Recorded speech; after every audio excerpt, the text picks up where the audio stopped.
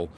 And he's kind of kept that mindset, or he has kept that mindset all year. And you know, you talk about the 12 wins, but he's had some games he could actually have more. And the club has picked him up on occasion to keep him from getting losses. But he's done a tremendous job, and he's one of the most he's one of the favorite guys in the clubhouse.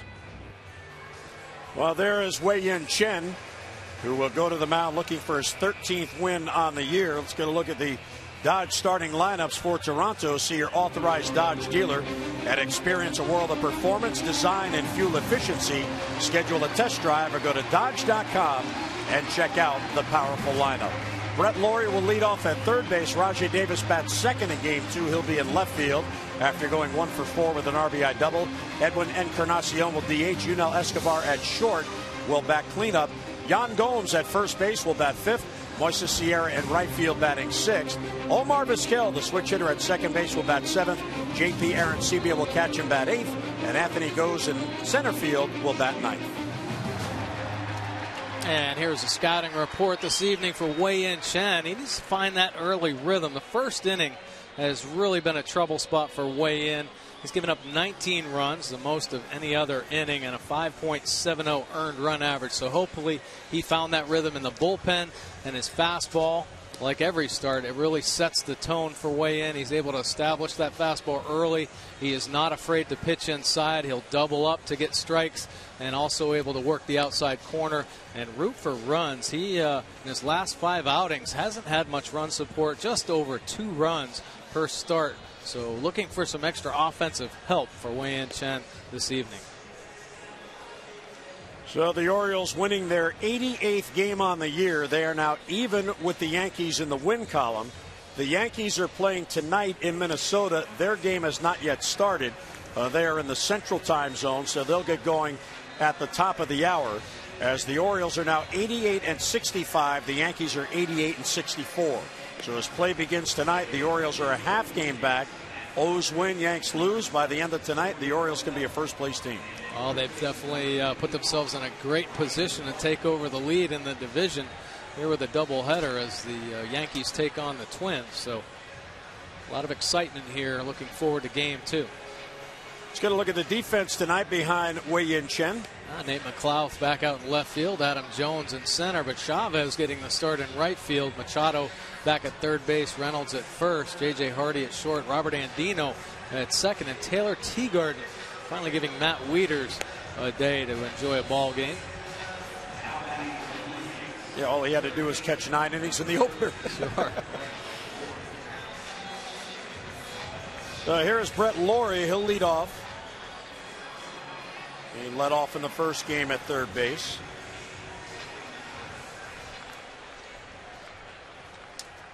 Both teams switching up on their uniform look for the nightcap. The Orioles wore the home whites in the opener, and the Jays wore the road grays, but they have switched to their alternate blue jersey, and the Orioles are going with the alternate orange jersey.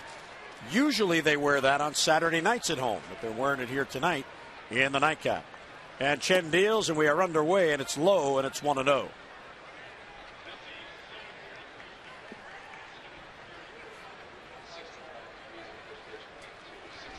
And the 1-0 coming up to Laurie, and it's inside, ball 2. Now, Wei-Yin Chen has never faced the Toronto Blue Jays. Somehow, whenever the Orioles have played the Blue Jays this year, his turn didn't come up. Is there a big advantage for Chen or not? Well, I think the scouting reports are certainly out on Wei-Yin Chen, and the Blue Jays have seen him time and time again on, in games that they've seen, and of course have now a big library of video on Wei-Yin Chen, so they are familiar with him. I think the advantage goes to the Blue Jays because Wei-Yin Chen has not had a chance to face them and actually learn how to get these hitters out, other than the fact of learning from his own pitching staff. Misses upstairs and falls behind Laurie, 3-1.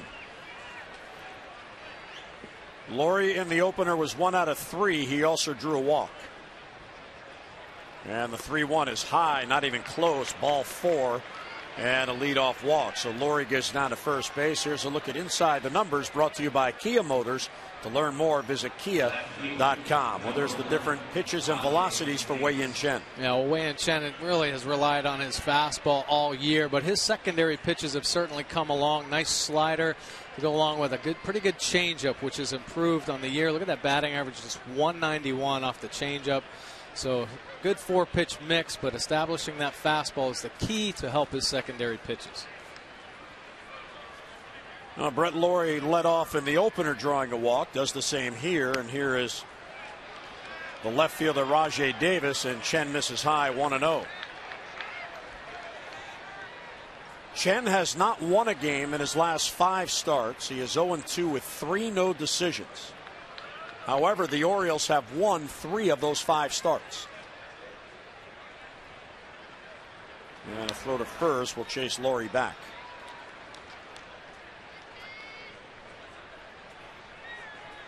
He last pitched last Tuesday in Seattle, so a little extra rest for him. Pitching the night game here on Monday, so 1 full extra day. And a slicer foul back out of play.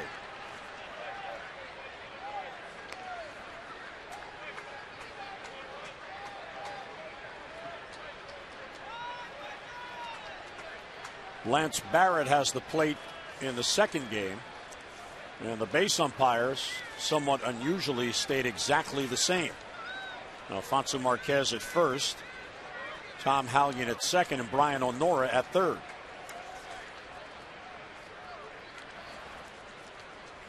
When there are double headers, Major League Baseball sends a 5th umpire, so whichever umpire umpires behind the plate in the first game, and today it was Chad Fairchild, that umpire does not work in the second game.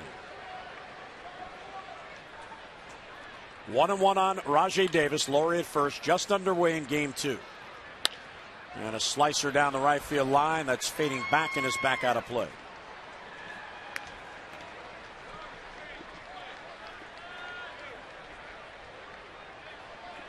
I don't know that I've ever worked a game where the umpires didn't rotate. No, I know it. Well, they got used to it. They got good looks at it, so they're staying out there. 1-2 on Davis. Chen deals, and it's a called strike 3. What a comeback by Wei-Yin Chen. For the first strikeout of the night, 1 away in the first. Well, it sure was a nice job after first batter not being able to find his command, but great pitch, great location, down and in with the fastball. Good pitch by Wei-Yin Chen. Our Nissan Pitch Track, Nissan's Bottom Line sales event is going on now. Hurry in today for big savings. Visit ChooseNissan.com to test drive at your local dealer. The Bottom Line, the event will end on October the 1st. Edwin Encarnacion. First ball swinging, fouls it back. Encarnacion had a 1 for 4 in the opener. He had struck out 3 times against Steve Johnson and then got a swinging bunt base hit off Tommy Hunter in the 8th inning.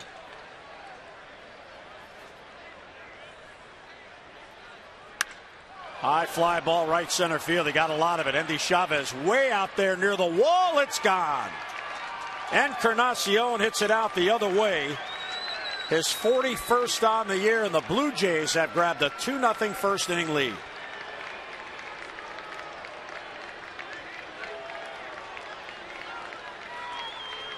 So the 27th home run allowed by Chen, and the Orioles in a quick hole.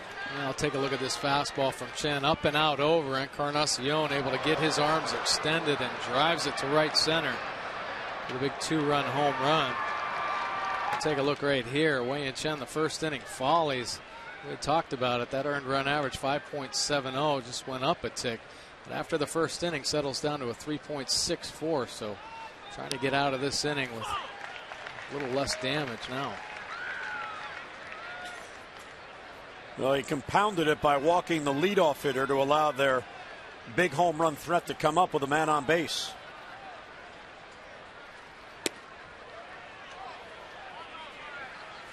An appeal to first, no swing. Alfonso Marquez says he checked in time, so 1-1 on Escobar, who came on and pinned shit in the first game and then stayed in at shortstop.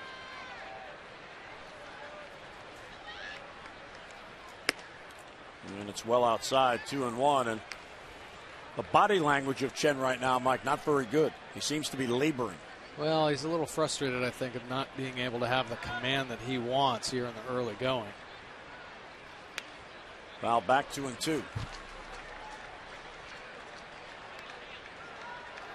I understand now Wei-Yin Chen, of course, all year has had to deal with, a different type of pitching regiment. When he was pitching in Japan, they pitched on 6 days rest, so he's had to try to overcome that, along with the amount of extra innings that he's had to throw, almost as many as he's thrown in his career to this point.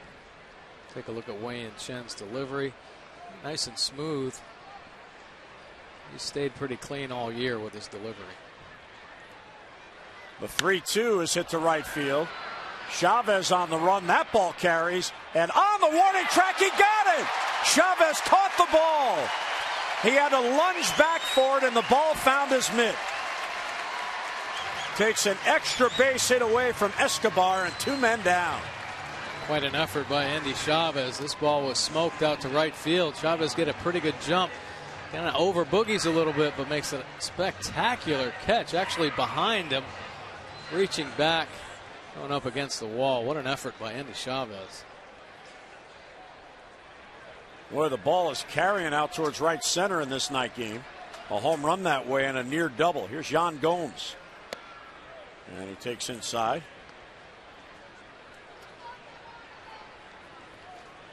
Gomes playing at first base. He's a 25-year-old rookie, born in Brazil. And a high fly ball to center field. Easy play for Adam Jones.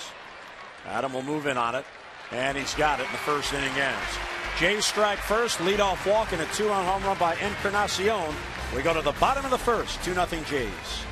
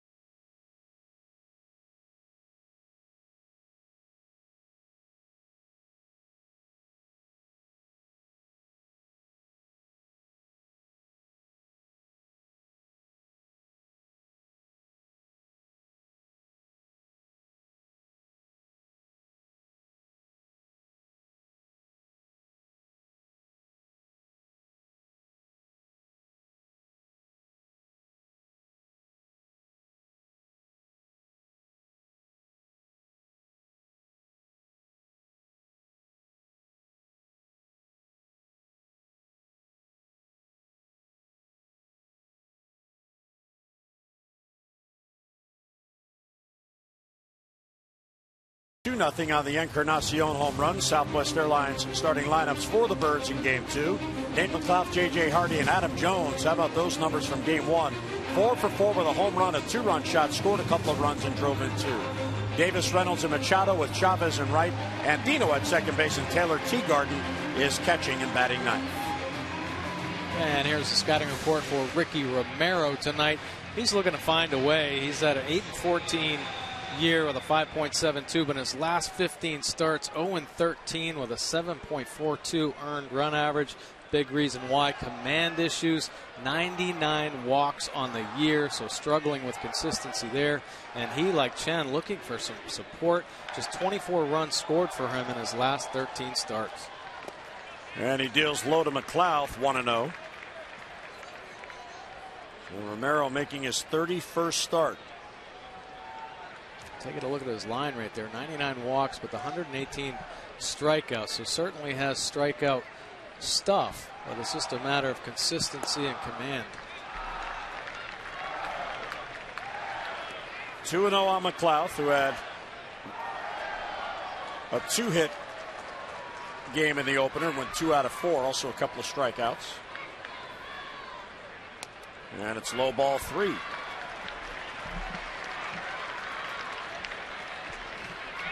So McLouth trying to get on to get that tying run to the plate. John Farrell's club losing in the opener. They've now lost 7 straight. And it's inside ball 4. A 4-pitch walk after his team got him the lead. Yeah, certainly not the start that Farrell and, of course, Ricky Romero wanted after being spotted 2 runs here. Just 4 straight pitches to walk Nate McLouth, and now getting some sluggers into the order. So McLouth is on a stolen base threat. And here's J.J. Hardy. J.J. in the opener was 1 out of 4, but that one snapped an 0 for 15 drought. And it's low. It bounces in there. 5 in a row out of the strike zone. One of the numbers that I think, Mike, is very critical for a starting pitcher is how many men get on base on it. Because obviously, if they don't get on, they can't score. Romero has allowed 15 base runners per 9 innings on the year. Hardy took all the way, and there's a strike. His career average was 12. So 3 more runners per game. It doesn't seem like a lot, but those runners get on. Then there's the home run, maybe a hit to the gap. Well, they're more pressure innings as well, you know, and that takes its toll on pitchers. The other thing that you look at if you're the Orioles, he pitched really well, Romero did, his last start last Wednesday at Yankee Stadium. He allowed 1 run in 6 innings. Bruce Walton has seen the ace of the staff go 0-13 in his last 15 starts, as Hardy takes inside for ball 3. He has not won a game in his last 15 starts. Incredible. June 22nd was his last win in Miami. Mercedes Inside the Numbers, brought to you by Mercedes-Benz, located on the web at MBUSA.com. And there's Romero's pitches. Yeah, look at the breakdown of his pitches. He has 5 pitches, but the fact of the matter is that he's just been inconsistent. Well, it's on the corner, 3-2. Yeah, with a lot of his pitches, he's kind of filed that curveball away. He's going more to the fastball and cutter, but look at the numbers there. 319 batting average on a fastball, 333 on the cutter. So just unable to find consistency in all of his pitches. So cutting back and using less and just trying to be more aggressive in the zone. And McLouth draws a throw. Take a look at what he was using his last start. Just 3 pitches here, trying to find the command with his fastball. 59% of his pitches, the fastballs. But look at that batting average, 385. That curveball, 19% at 333. Hardy fouls it off to stay alive. Many times starting pitchers. We had talked about the Orioles pitchers who are coming out of the pen, like Tommy Hunter and Brian Mattis, who have cut back their pitches. They all have 4 or 5 pitches in their repertoire, but coming out of the bullpen, limiting it a little bit and being more consistent. Well, I think Romero is trying to do that same thing and just try to get deeper in the ballgame and find some consistency, throwing strikes with 2 or 3 pitches. Keeping McLouth close as he throws to first. Nate did steal a base in the opening game, his 10th as an Oriole. Ground ball towards the middle. The runner was going. There's Vizquel. He steps on the base and flips it to first for the double play. So by sending the runner, Vizquel was breaking the cover, and a perfect ball hit to him to turn 2, and that got Romero out of a quick early jam. Yeah, tough luck right there for J.J. Hardy. Smokes the ball up the middle, but Omar Vizquel, you see him cover, breaking. That's a great job, too. Good fundamental cover. He didn't turn his back. He just shuffled over there, staying square to the ball, so able to field easily, step on second base, and get the double play. Adam Jones now, 2 outs and the bases empty. Adam, a huge game in the opener, as he went 4 out of 4 with a home run. And he'll take a strike in the outside corner.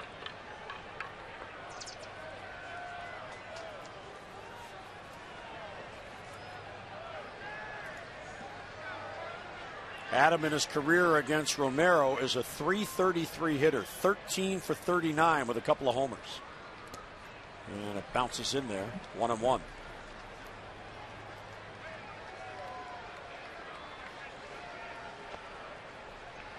Adam now with 179 base hits, trying to chip away for Wei-Yin Chen, who allowed a 2-run home run to Encarnacion in the first. High fly ball, shallow center field. In fact, Vizquel's going to back up and take it. And the second baseman has it out there in shallow center for the out. So a leadoff walk, none left. Chen going back to work, trailing 2-0.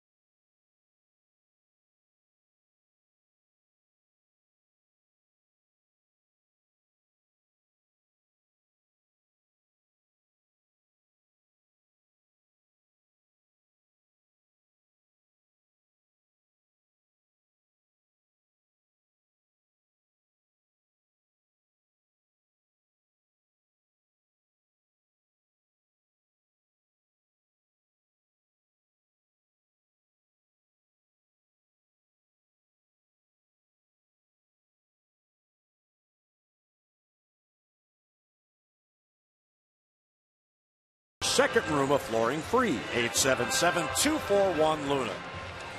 Well, family out at the ball game as the Orioles and Jays play this doubleheader. The stadium was electric in that ninth inning of the opener as Jim Johnson came on to earn the save. These fans are hungry for a winner. Steve Johnson picked up the win. Now 4-0 as a major leaguer. Got in there with Xavier Avery, his one-time AAA teammate. Wei-Yin Chen now going back to work. He got himself in trouble with a leadoff walk and then got Encarnacion coming up. Their power hitter who hit his 41st home run for a 2-0 lead. Showalter's club trying to sweep this doubleheader, which is hard to do. It's hard to win both games. Sure it is. Here's Moises Sierra, did not play in the first game.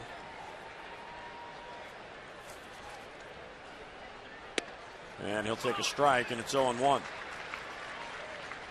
Showalter talking with Tim, who is Wei-Yin Chen's interpreter.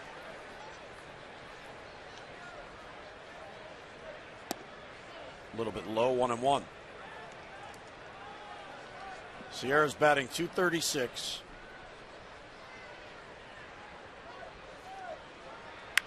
Line drive left field. That's going to fall for a base hit. McLeod was playing deep, and Sierra's on with a leadoff single. So back-to-back innings, leadoff man on for the Jays. The Maryland Lottery strike-it-rich contestant of the game is Fred Snow of Pasadena. Fred won $500 for being selected, and he will also win $100 for each strikeout that the Orioles record during the game. For all the latest information on new games, current promotions, and second chance visits, visit mdlottery.com.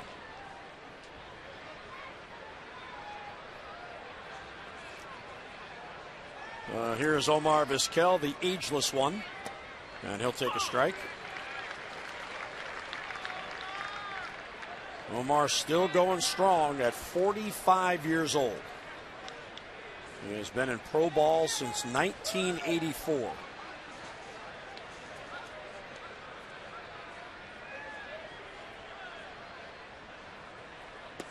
Chen misses outside, 1-1. When Omar Vizquel made his major league debut, it was April 3rd, 1989 for Seattle. His teammate here tonight, Brett Lawrie, was born the following January. Omar Vizquel had a full season in the big leagues before Brett Lawrie was even born.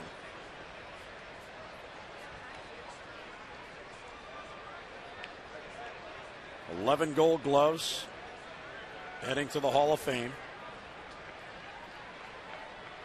And he wants to manage after this year. Line drive down the line. That's a base hit. McLouth is running it down. Heading to third is Sierra. McLouth will get it back in if Vizquel has a double. And Wei-Yin Chen, already trailing 2-0, has allowed the first two to reach here in the second.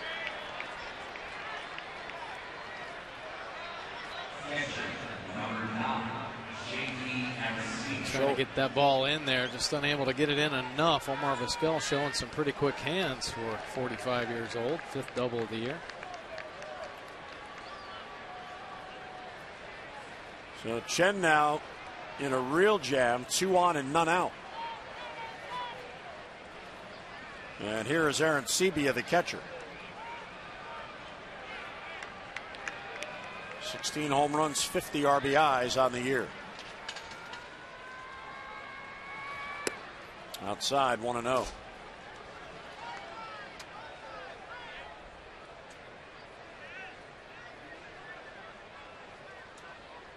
Aaron Sebia came on in the first game. He had 1 at bat and did get a base hit. Swing and a miss. Good off speed pitch. It sure was. Nice changeup. We had talked about his changeup really coming along as the year has progressed, and that was a good one. You saw the nice late movement on the end, about 8 or 9 miles an hour off his fastball. A little bit low, ball 2. This early in the game, the Orioles have the infield back. Machado is playing a step or two close, and Reynolds is up at first. But if the ball is hit to Hardy or Andino, they'll let that run score to get an out. What the Orioles are trying to do here is prevent a big inning from Toronto, with second and third and nobody out. 2-1 is hit to right field, chasing Chavez. Endy will get there and make the catch. Tagging from third is Sierra. He'll score, as tagging from second and going to third is Vizquel. So it is a sac fly and an RBI, and Chen and the O's are in a quick 3-0 hole.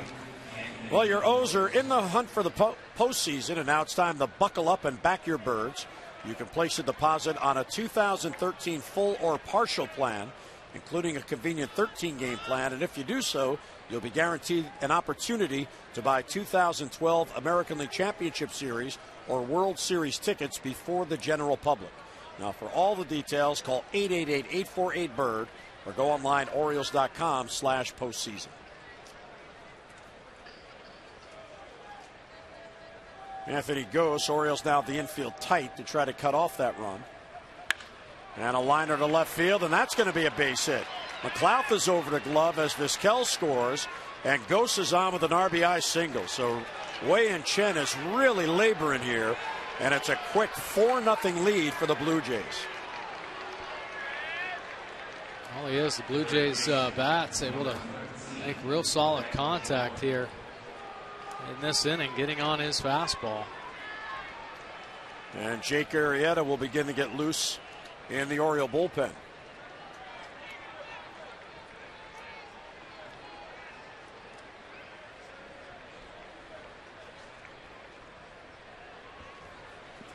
Jake worked a couple of innings on Saturday in Boston.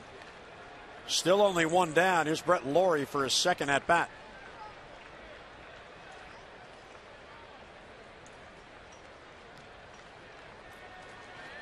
Well, this is exactly what John Farrell could have hoped for, a quick early lead for his struggling ace, Ricky Romero. And not only does he get the lead, it's a 4-run lead.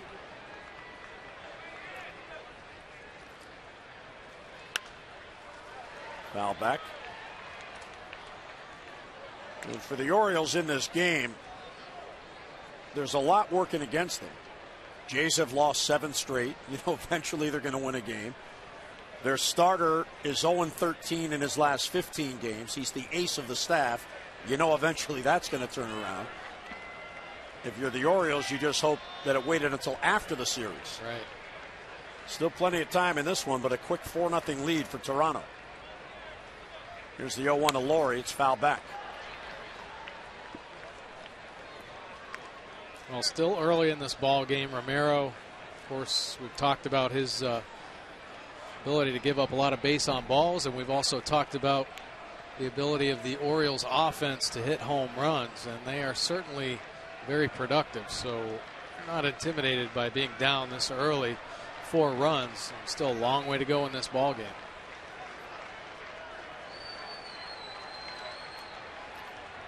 Laurie drew a leadoff walk in the first and scored on the Encarnacion home run. And the 0-2 is fouled back.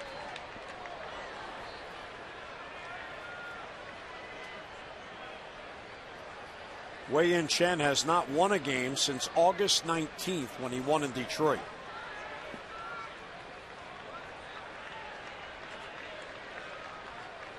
Facing Brett Laurie here with 1 on and 1 out and 2 runs in the second.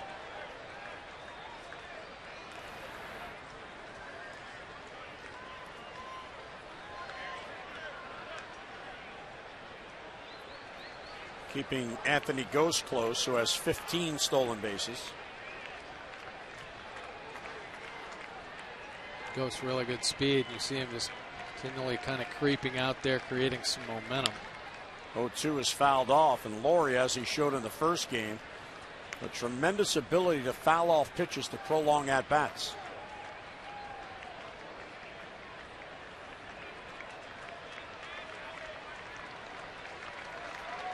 Four pitches, 4 foul balls in this at-bat.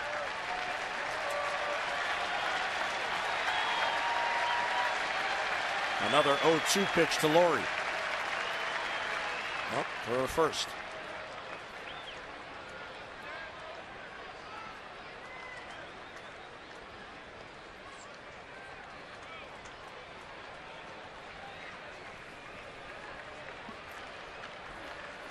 Toronto already has 4 hits in this game, and there have also been 2 well-hit balls that Chavez has caught in right field. And another foul ball. 5 consecutive foul balls in this at-bat for Brett Laurie. Yeah, well, he was doing that to Tommy Hunter as well, just kind of gearing up for fastballs. See the fastballs in and up in the zone. Tommy Hunter able to drop a slider on him. Let's see if Wei-Yin Chen tries to change some speeds here to get Lowry.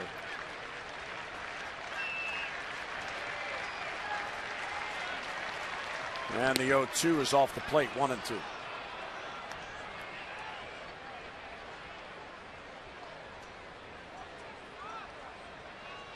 Teams have run on Chen on the year. There have been 11 steals against him, and the Orioles have caught only 3.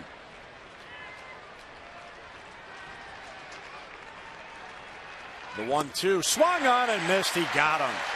Finally with a changeup, and Laurie swings through it. 2 men down. Real good pitch for Wei-Yin Chen. Great at bat here by Brett Lowry, fouling off a bunch of pitches, but Chen able to win this battle with a nice changeup to finish him up.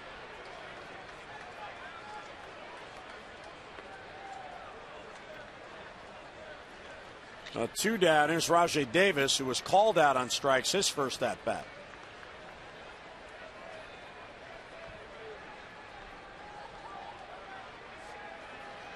And he bunts. It's a beauty.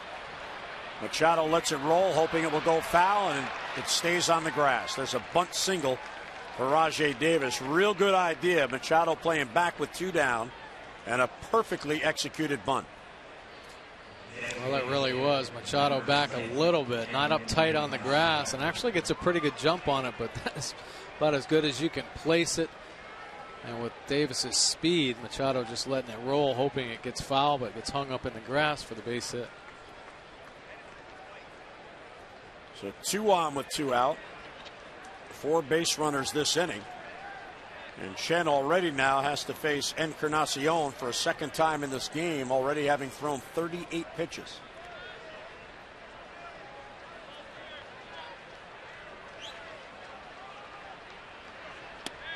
And there's a strike 0-1. And gets ahead with a changeup. Encarnacion hit it to the bleachers in right center field his first at bat. His 41st home run, now has 105 RBIs.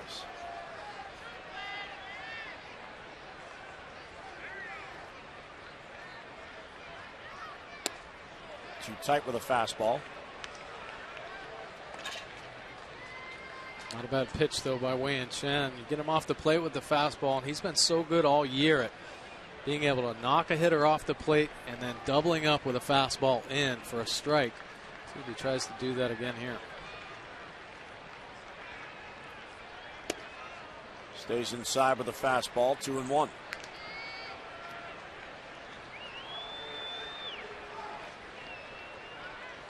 Chen working with a very deliberate pace.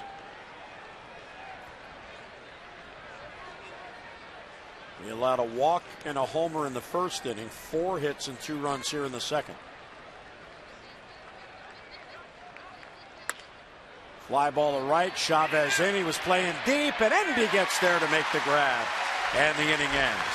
Jays get a couple more, and Strand 2 mid-second at Camden Yards. Toronto with a 4-0 lead.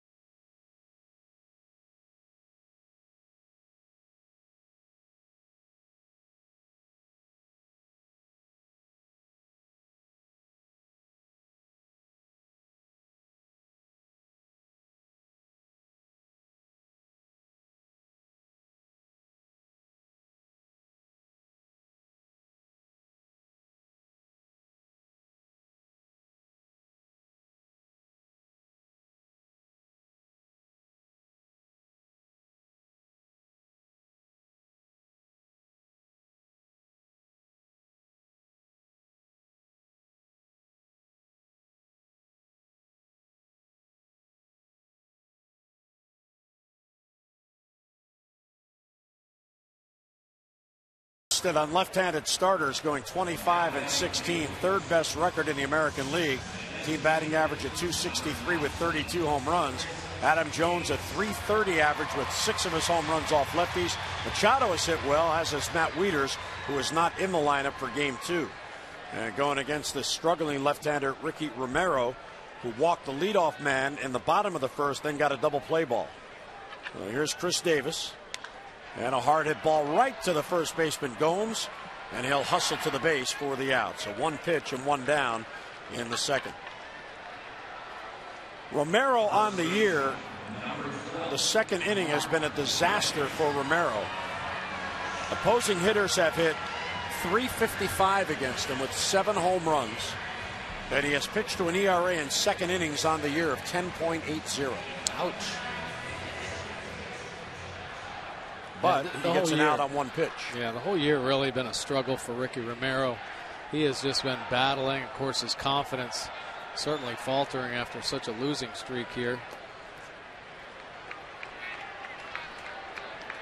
Mark Reynolds batting, takes ball 1. He is just 3 for 15 against Romero.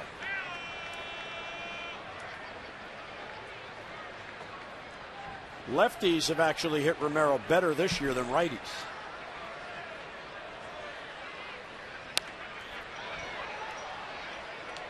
Fooled him on that, and he fouled it off.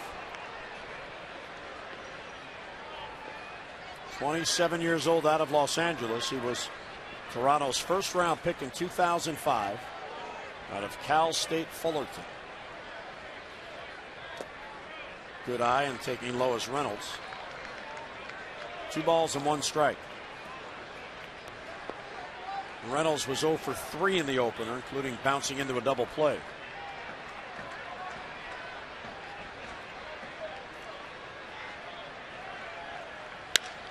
Off the end of the bat to center field, and Ghost won't be able to get it. There's a base hit.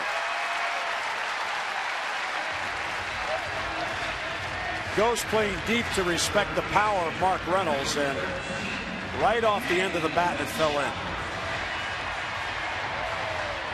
Pretty good pitch from Romero. A little late life on a 2-seam fastball.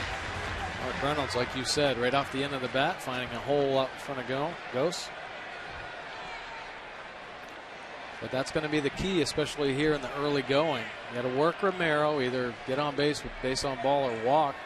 A walk or a base hit, and try to get the power bats up there. And there's a base hit for Machado, wasting no time. So 2 men on in the second. The Orioles trying to chip back in this early on. College basketball returns to the DMV as Coach John Thompson III leads your Georgetown Hoyas against some of the nation's best at Verizon Center. Be a part of the tradition that is Georgetown basketball by securing your tickets today. For more information, visit GoHoyas.com or call GUHoyas.com or call 202-687-4692. That's GU as in GU Hoyas. Here's Endy Chavez. And there's a strike.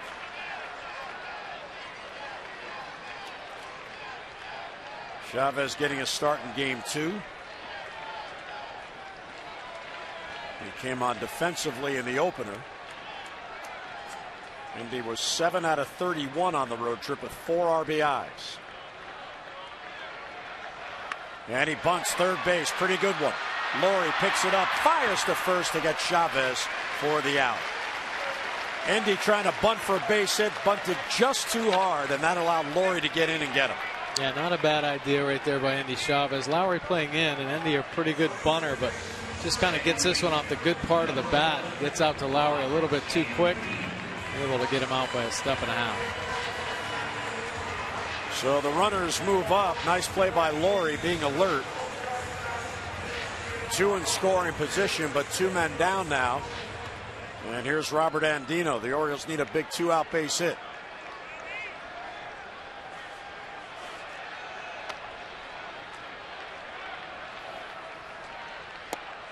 And fooled on the off-speed pitch and swings through it. Romero on the year has really struggled within the division. His ERA is 6.23 against AL East opponents. And it's low. And that ERA of all of his splits, it's the highest against any division in baseball. It's a tough division to pitch in. It sure is. Powerhouse, obviously, the Orioles lineup. And Blue Jays haven't had much success against the Orioles this year. Take a look at those numbers. 3-5 with a 6.23 last 10 starts. But yeah, a lot of tough lineups in the East. Loaded with some boppers. Orioles trying to get on the board here, trailing 4-0. And another swing and a miss. And Andino really having a tough time at the plate. He did not bat in the first game, came on defensively. Robert was just 4 for 24 on the road trip, a 167 clip for Andino. As his hitting coach Jim Presley looks on. Romero gets ahead of him 1-2. Bouncer towards the hole, and it gets through for a base hit. 2 runs will score. Here's Machado behind Reynolds. And the Orioles have cut the lead in half, and they're back in the game. A seeing-eye base hit for Robert Andino. Yeah, great job by Robert Andino, battling through that at bat, not giving up. Able to find a hole over there, the 5-6 hole. But you look at a team that's down, this ball should not get through the infield. Somebody has to dive and knock that ball down to at least eliminate an extra run from scoring. Fortunately for the Orioles, nobody did. 2 runs score. Robert Andino picking up the base hit and a couple RBIs. So a 3-hit inning, Andino comes through, and here's Taylor Teagarden batting 9th. Throw to first to Chase Andino. And his second inning struggles continue for Romero. There you go.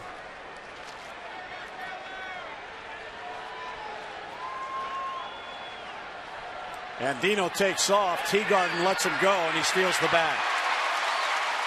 The pitch was a ball anyway, but Teagarden saw the huge jump Andino got and wisely took the pitch. Great to see the aggressiveness with some speed out there. Of course, Nate McLouth has been running the bases, but Robert Andino has great speed. He just hasn't utilized it enough because he could potentially steal, 20 bases. I mean, he runs that good. His 5th steal on the year. Teagarden, a high chopper towards the mound. Romero has it, turns and fires high, and safe at first base is Teagarden. And the inning continues.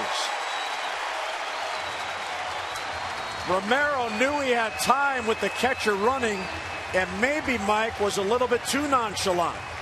Well, I agree. I think most players, and pitchers included, when they have to field the ball, they should all have a natural rhythm and not slow themselves down. And it looked like he did. Just take too much time. He ended up throwing high, pulling Gomes off the base, and keep this inning going for the Orioles. Andino to third, Teagarden to first on the throwing error by Romero. And all of a sudden here, McLouth comes to bat, representing the go-ahead run in the second. And Romero has allowed the crowd to get into this game.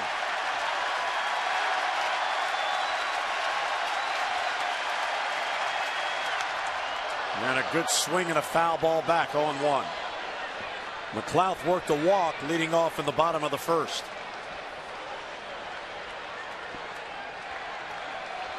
Well, the Orioles have done, Mike, what they've needed to do. They answered, now trying to make it an even bigger inning.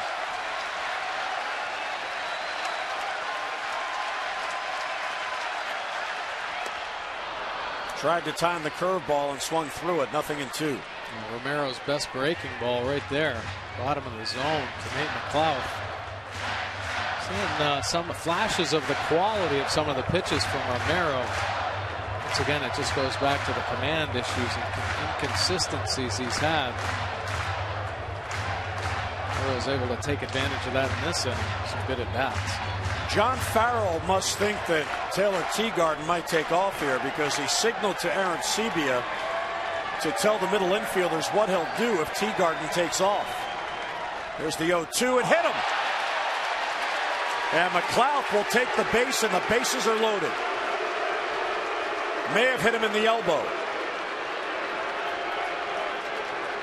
Wow, that's the last thing Romero wanted to do on an 0-2 pitch. Yeah, this one he just let it go too soon, got away from him. Catches McLouth on the elbow there. And numbed it up a little bit.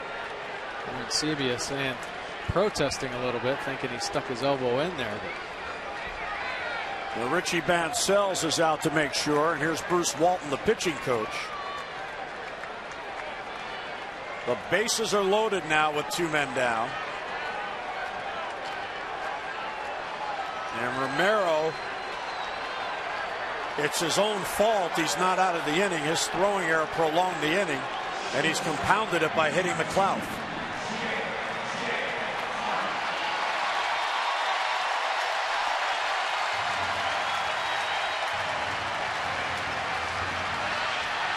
So there are the runners, Andino, Teagarden, and McLouth, and Hardy to face Romero. JJ bounced into a double play in the first. And a foul.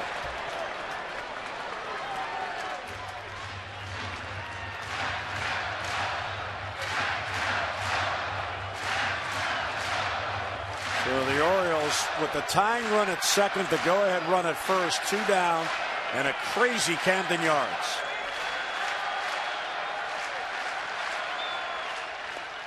And it's low and knocked down by Aaron Sebia.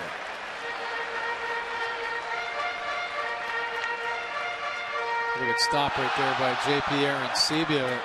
Robert Andino, of course, DeMarlo Hale, making him aware of the fact that Romero, with his inconsistencies and command problems, heads up for a wild pitch.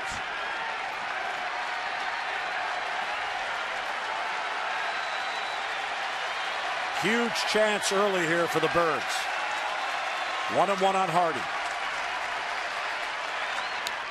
And another foul. Take a look at Ricky Romero, the opponent average versus the fastball by month. And wow, what an increase here. And it's been high all year. April started off pretty good, but really peaking obviously at 552 in September. So they are getting on to Ricky Romero fastball. Problem is he falls behind and then he has to come with that pitch. Check swing and it's in the dirt. They appeal. He did not swing. Lance Barrett didn't even wait for Aaron Sebia to ask, and Alfonso Marquez quickly said no swing.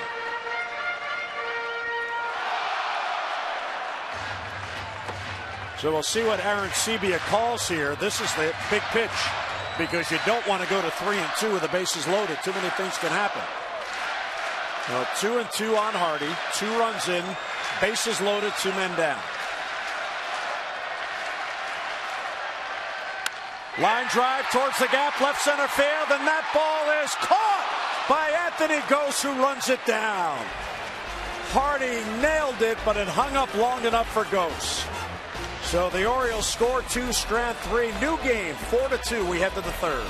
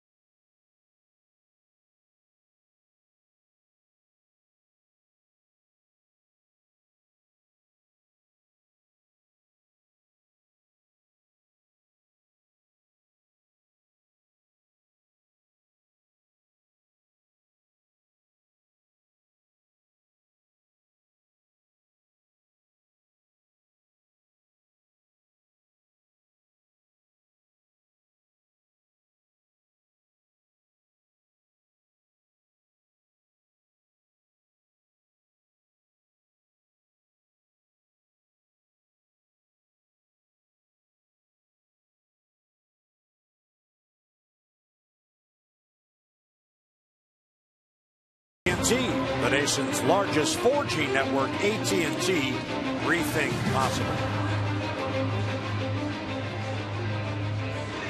Well, there's the Birds vehicle. You know he has a license. He drives himself. Oh, yeah. That's his van out there in the lot. He's have a big gas pedal. He's got some big feet. So Wei-Yin Chen now will go back to work to see if he can settle down. 42 pitches to get through the first 2 innings, and the Jays have scored in each. 2 in the first, 2 in the second.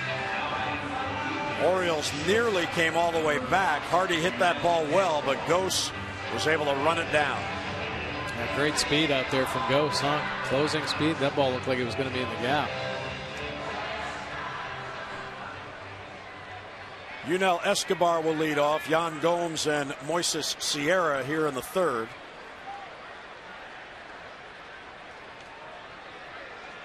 John Farrell with instruction on the bench with Moises Sierra. And Chen misses high, 1-0. Escobar flied out to right field on a nice running catch by Andy Chavez in the first. There's a strike, 1-1.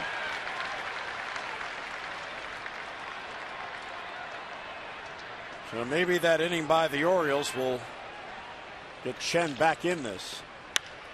Fly ball slicing to right. Long run for Chavez. Long run. It bounces foul.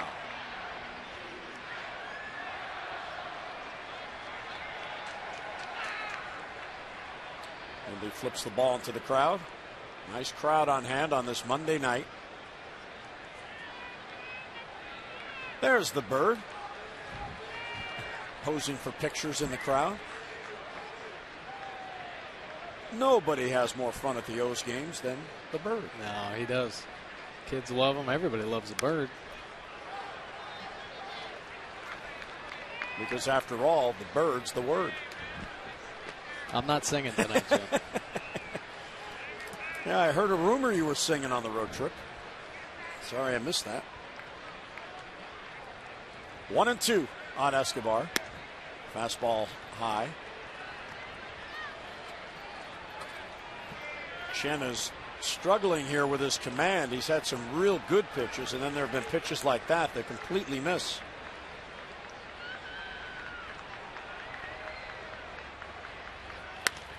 Off the end of the bat, shallow right, easy play for Andy Chavez.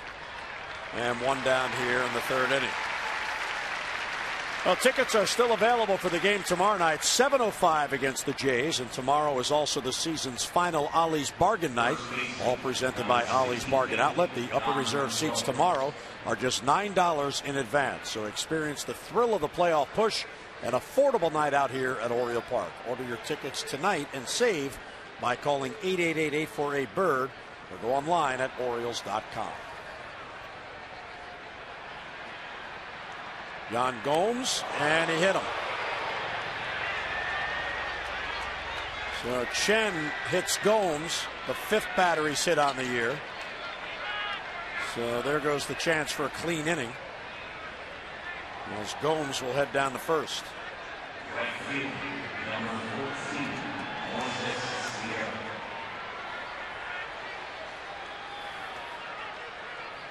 Gomes, the 25-year-old rookie. It's his 39th game with the Jays.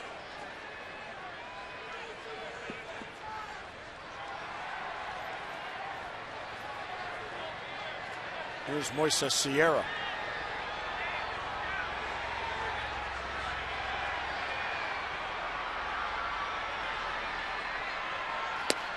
Strike on the outside corner. Perfect pitch. Yeah, it was. And you're talking about just some inconsistencies here in the early going. He'll make a quality pitch like that and then miss by a couple feet like he did on Gomes, hitting him in the upper thigh.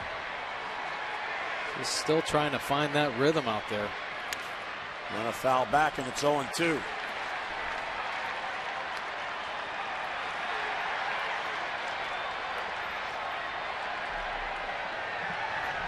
Pitch count getting up. 51 pitches already for Wei-Yin Chen. Sierra singled and scored his first at bat. Falls behind, no balls and 2 strikes.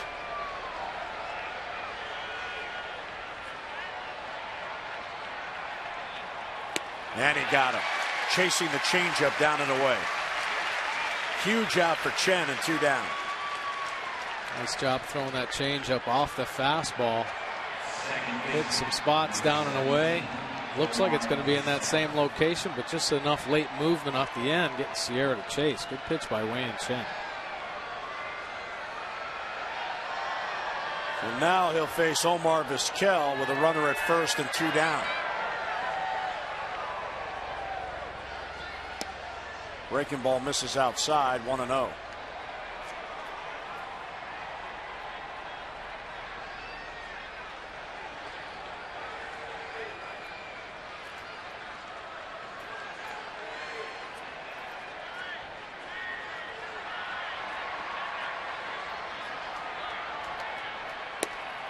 Late on that swing, and he misses.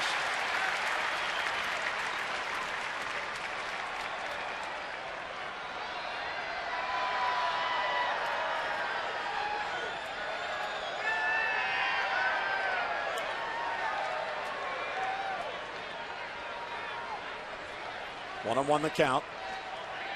And a wave and a swing and a miss. 1-2. You know, it just dawned on me with this age disparity with Vizquel playing at 45 years old. When Manny Machado was born, July 6, 1992, Vizquel had 3.5 seasons of big league time under his belt.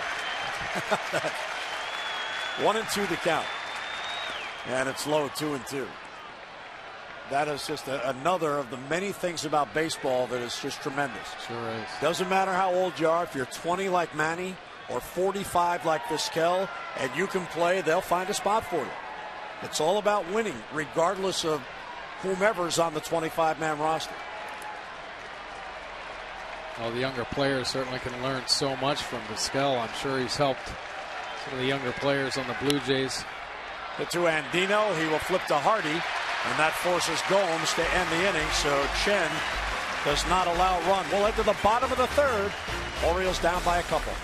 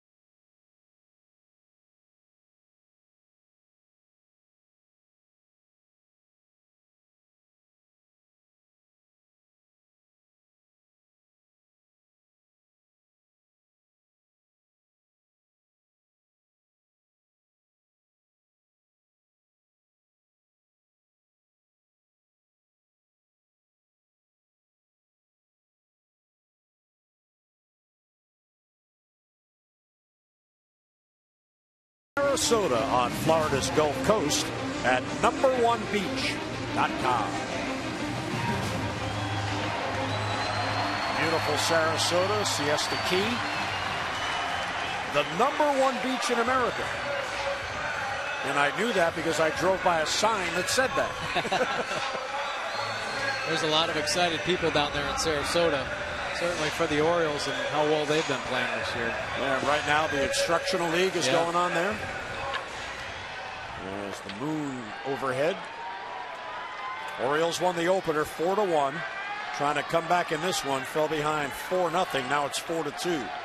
Jones, Davis, and Reynolds against Ricky Romero in the third.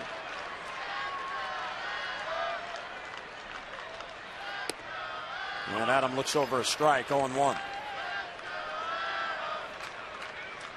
Adam popped up to second base his first at bat.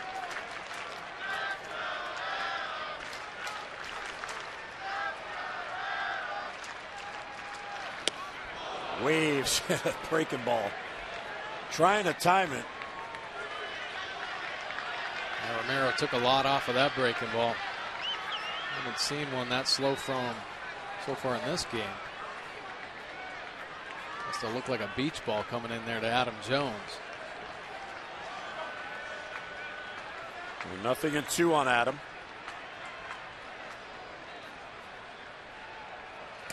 And he doesn't chase.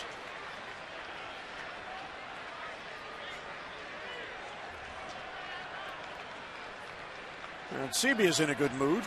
Talking with Adam and Lance Barrett, the home plate umpire.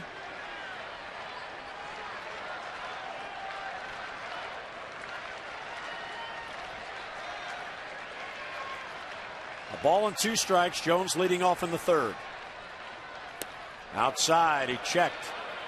They'll appeal, no swing, Alfonso Marquez. So he tried to get him to chase the fastball, and he wouldn't do it. Yeah, a little two-seamer tailing away, and Adam Jones able to hold up. Nice call. down there from Alfonso Marquez.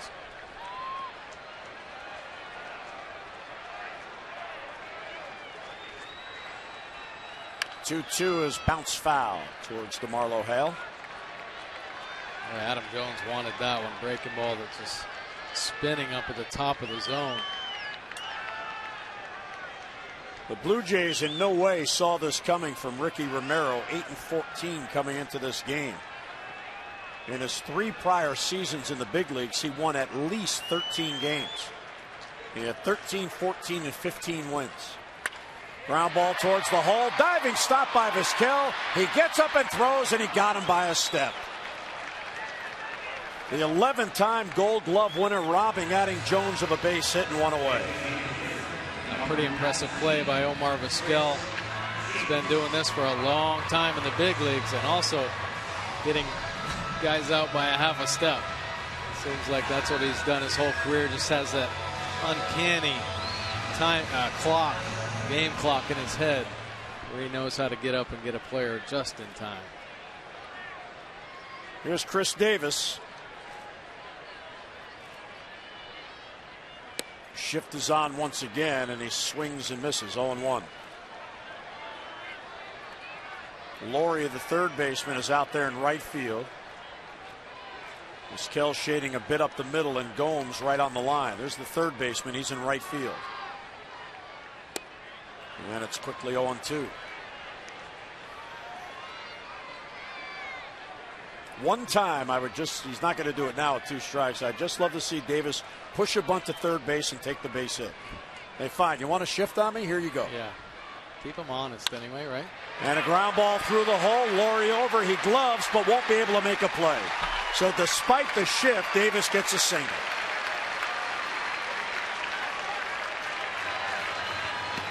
So we'll call that base hit to right field, even though the third baseman fielded it. Yeah, Lowry makes the play in the right center field gap. Hard ground ball. You see how far Lowry has to go. And I'll tell you what, even if he gets that throw off, Chris Davis been hustling down the line all year. Probably would have beat that one out. Well, Chris had a hit in the opener, has a hit here tonight. And here's Mark Reynolds, who singled and scored in the second inning. He got the Orioles rally going with a 1-out single.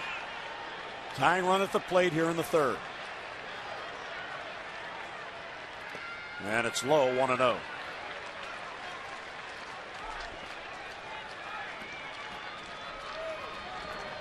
They really play Reynolds to pull the ball, and wisely so, because he is a pull hitter. You see Ghost in center field towards the gap, and Sierra's well over to right center. And hit the outside corner, 1-1. You can get a ball towards the right center gap through there or right down the right field line, but Reynolds rarely goes that way. Yeah, unless it's 2 strikes or gets fooled on a pitch. Roller foul. He's looking to turn and burn and drive a ball out to left center or left field. Yet, despite that defense, the prior pitch was a fastball on the outside corner. Well, even so, I think early on in the count, Mark Reynolds has the, he can expand the plate and reach out actually, because he's looking to pull a ball. So a lot of good hitters have that coverage. They're able to get out in front, even on a pitch away. And he lays off the curve and takes it low, 2-2.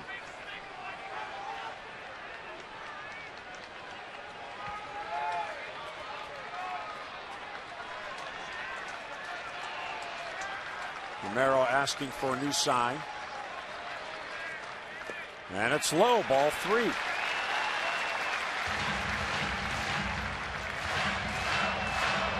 Farrell looking on somewhat nervously. Romero was handed a 4-0 lead. The Orioles have 2 of those back. And 1 on with 1 out in the third with a home run hitter at the plate.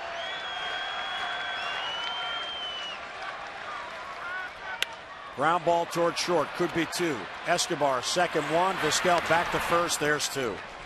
So Romero gets another double play, his second in the game, and he gets out of it. Base hit, none left. We'll head to the 4th.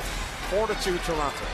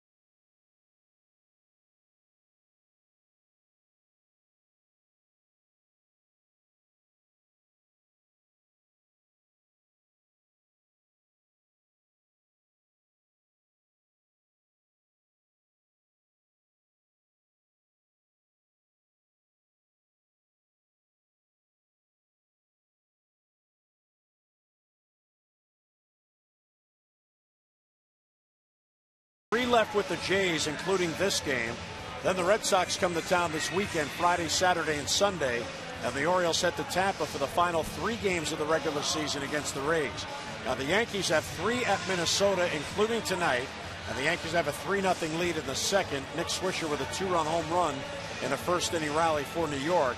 Then the Yankees go to Toronto. That's a 4-game series, Thursday through Sunday.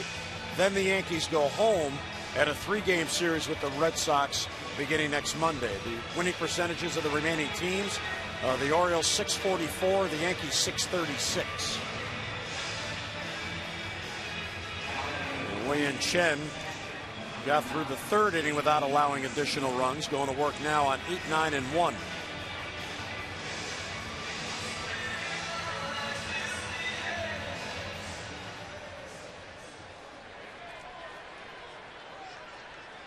And that last inning, Wei-Yin Chen appeared to settle in a little bit more, even though he did hit Gomes with a fastball. Had better command of his pitches and a much easier inning for him. First couple innings really struggling, laboring through. Ground ball towards the hole. There's a base hit. Andino was shading up the middle, and Aaron Seba hit it to the other side. So there's another hit for Toronto. 6th base hit already, and we're just in the 4th inning. Chen has also walked a batter and hit a batter. 8 base runners through 3 innings plus 1 batter.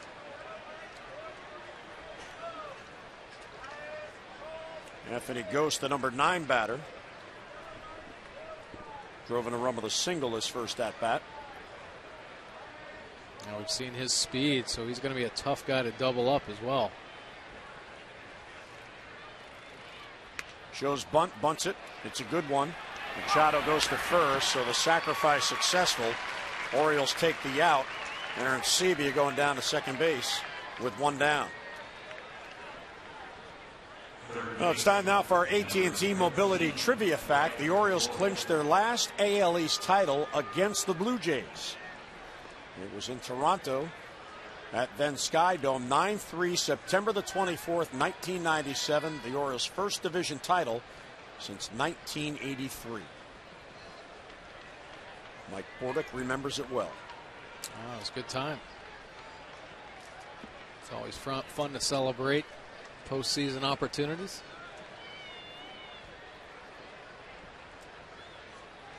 Here's Brett Lawrie, runner at second and 1 down.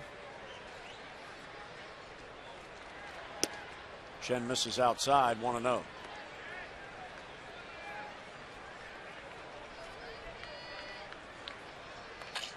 Lawrie drew a leadoff walk in the first, came around to score on the Encarnacion home run. He has also struck out.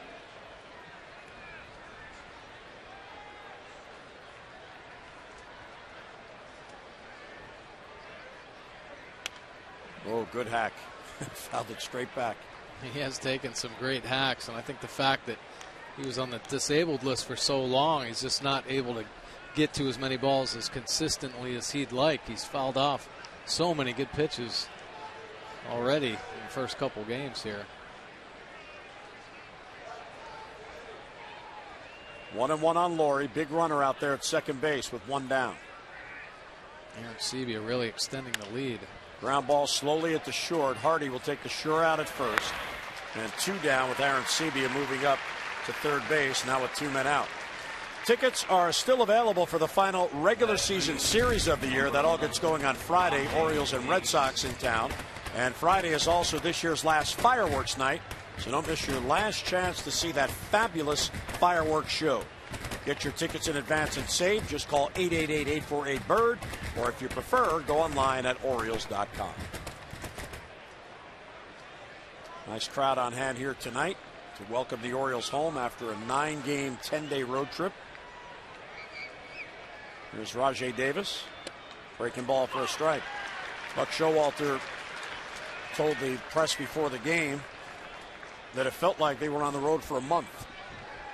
They had the long trip out to Oakland to begin the trip. Then 3 more games in Seattle. 2 extra inning games in Seattle, including an 18-inning game. Then an all-night flight arriving 8:30 in the morning on Thursday in Boston for a day off. Everyone's starting their Thursday. They hadn't ended their Wednesday yet.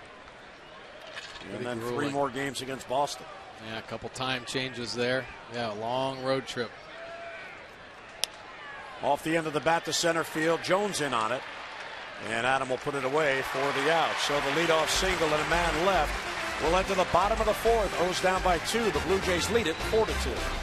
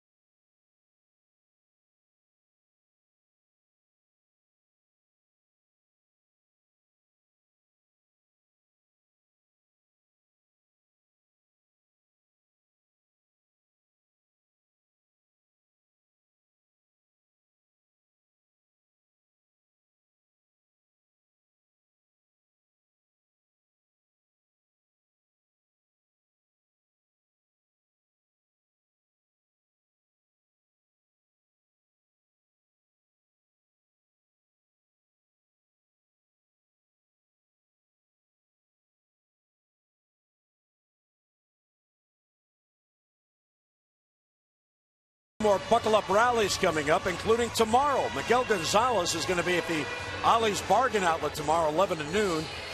8145 Ritchie Highway in Pasadena. Then on Wednesday, another buckle-up rally at the McCormick World of Flavors, 301 Light Street here in downtown Baltimore from noon until 1. The fans are having a blast at the buckle-up rallies. The Bird will be there. Miguel's going to be there tomorrow. So come on out and have fun with all your fellow Oriole fans. Here's Manny Machado against Romero. Hard hit ball right to Laurie at third, who plays the hop and gets up and gets him. Down on a knee to glove that smash. So Machado has seen 2 pitches, a base hit to center, and a smash right at Laurie. Yeah, nice swing by Manny Machado. Nice play by Lowry, the young third baseman, as well. Taking his eyes right to that ball.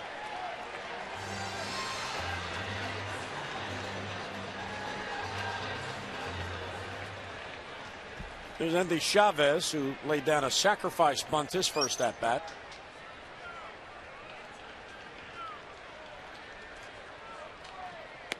Takes ball 1.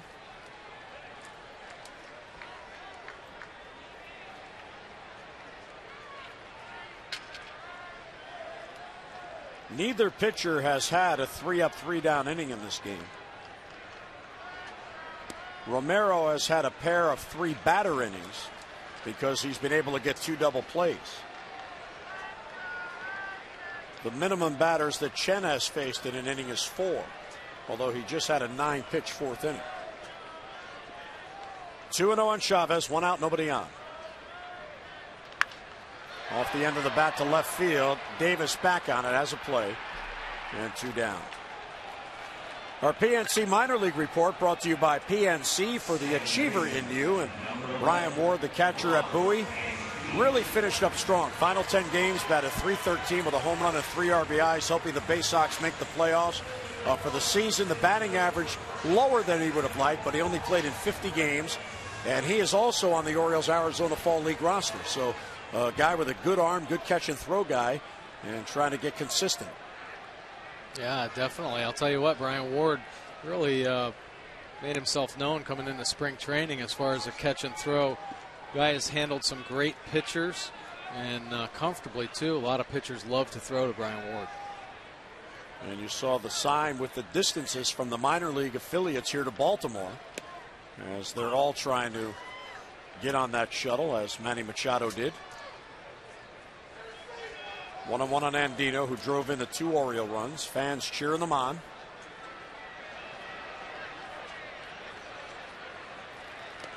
And it's low.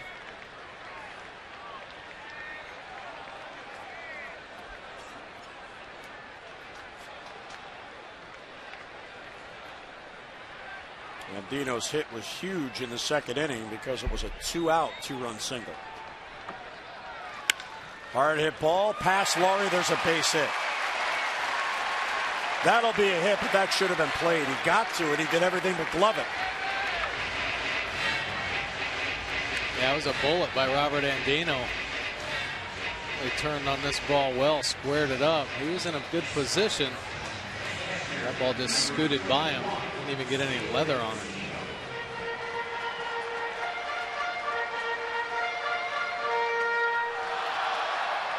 We'll wait for the official ruling, and it's not yet been posted, but nonetheless, Andino's on and Teagarden's up. And they have ruled out an error on Brett Laurie. Outside, 1-0.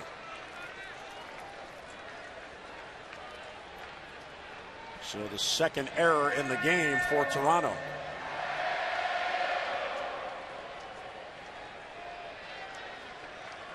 Managers looking on. All these games so important. And Teagarden fouls it off, 1-1.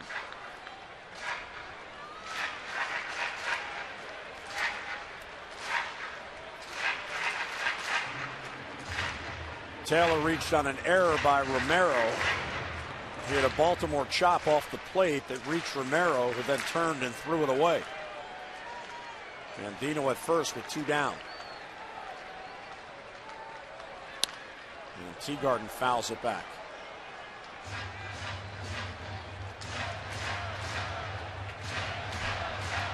Romero has 50 big league wins. He is 50-43.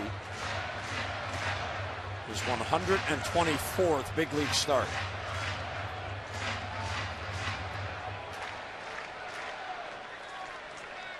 Andino edging his lead, 1-2 on Teagarden. That is very close to being a balk. He gestures as if he's going to come to the plate and then turns the other way. Take a look at his move right here. What they're trying to pick up is just his foot as he's stepping 45 degrees towards the bag, pretty close. Robert Andino already with 1 stolen base off Romero, so trying to keep him close over there.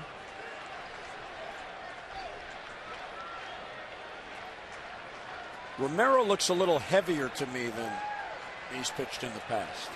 I don't know if it's just the look of the uniform. They do list him at 220, so it's a big guy, but breaking ball's low, good eye by Teagarden.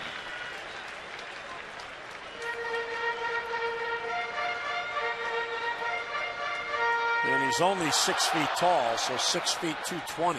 Yeah. Strong. He is 7-3 in his career against the Orioles. And those 7 wins are the most he has against any one single opponent. He won his only start against the Orioles earlier this year. 2-2 is outside, ball 3. Trying to coax the call from Lance Barrett. Teagarden got it. And not a bad pitch right there from Romero. J.P. Arancibia just trying to settle him down, trying to keep him calm out there. Good pitch. Just move on, make another good pitch. Andino goes, and it's fouled back.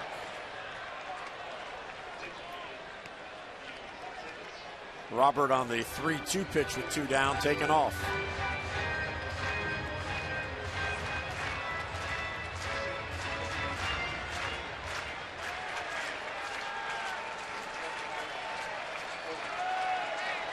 Andino runs, and it's fouled off again. So Teagarden about to see the 8th pitch in this at-bat. Romero can't put him away. And he was ahead, a ball and 2 strikes. Perhaps being so concerned with Andino has hurt his effectiveness pitching to Teagarden. 3-2, check swing, and he went too far. They appeal to third. So an error, man left. We'll go to the 5th. The Blue Jays with a 4-2 lead.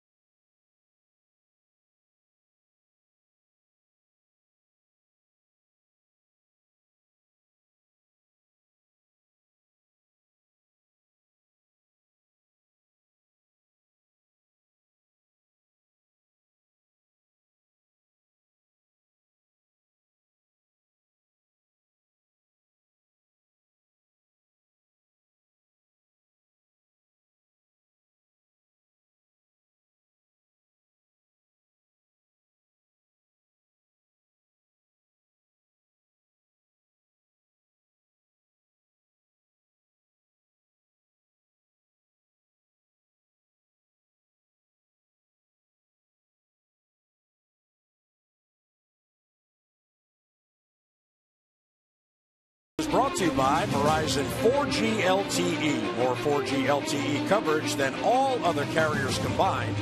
And by Antwerpen Auto. When Jack says yes, you pay less. At Antwerpen Hyundai, Nissan, Toyota, and Howard County Auto Park. Visit jacksays.yes.com today. 31,015 on hand here tonight for this Twilight doubleheader. And the fans enjoying it. Birds won the opener 4-1. Trying to come back in this one. Trail 4-0 going to the bottom of the second. Got two back, left the bases loaded. And Wei-Yin Chen has settled down, Mike, from an early rough start. Yeah, he has. I mean, 66 pitches, but that last inning, pretty good job. Just 9 pitches, as you had mentioned. In the third inning, kind of cruised through that one okay. So nice to see Wei-Yin Chen settling in a little bit, mixing in a few more pitches, keeping the Blue Jays offense a little bit more off balance. Miguel Gonzalez wants to hit. He'll be in, coach. Breaking ball for a strike to Encarnacion, and it's 0-1.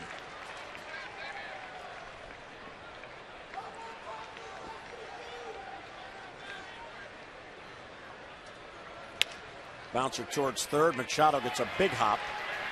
2 steps, gets Encarnacion for the out. And 1 down here in the 5th. Mid-Atlantic Sports Report is back tomorrow, 5 until 6:30. Join Rob Long, Mel Anton, and Dave Johnson and Phil Wood.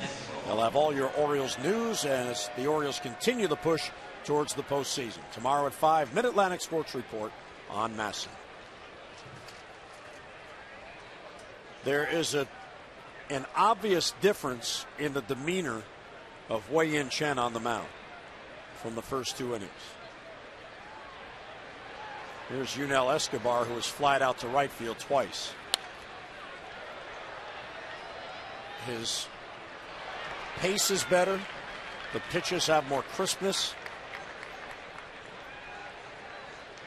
Now, we had talked about him trying to find his rhythm early in the ballgame. Of course, started the ballgame walking Lowry and then giving up that home run to Encarnacion can certainly disrupt your rhythm. Adam Jones in center field.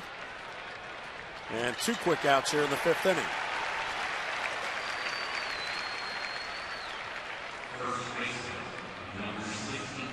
Well, Chen has retired 5 in a row.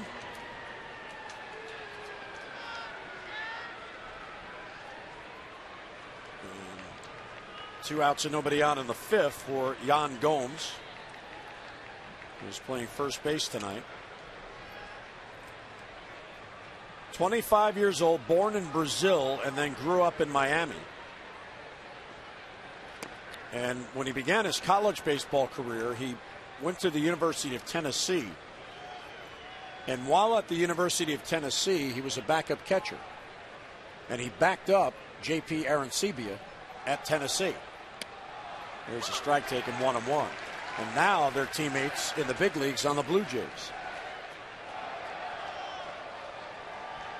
He plays third base, first base, and can also catch.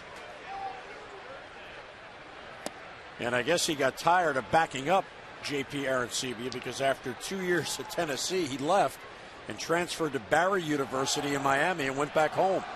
I'm not backing up this guy anymore. I'm out of here. Bounce towards third. In between hop, Machado plays long throw, and he got him. Machado decided to play the back hop, and with that strong arm got him, and Wei-Yin Chen has his first 3-up, 3-down inning. Middle of the 5th at Camden Yards. Birds coming up. The Blue Jays holding a 4-2 lead.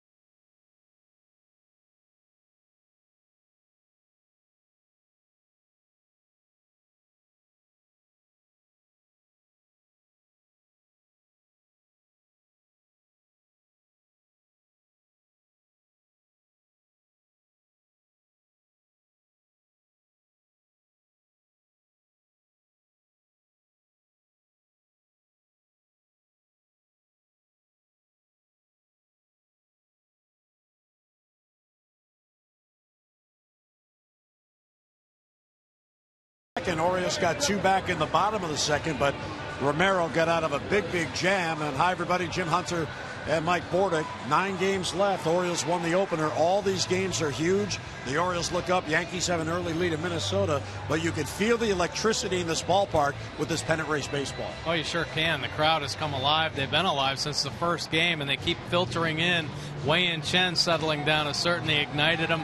Manny Machado with that great play to end the last inning kept them on their feet. So looking for some offensive help right now.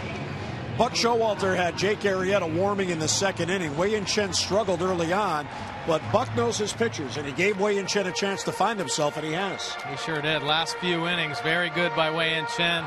Command of all of his pitches right now, getting ahead with some off-speed pitches, keeping the Blue Jays offense off balance, and having a few quick innings to limit his pitch count, and looking to go a little bit deeper in this ballgame. And Nate McLouth leads off and takes ball 1. Top of the order here against Ricky Romero. Hardy on deck, then Adam Jones.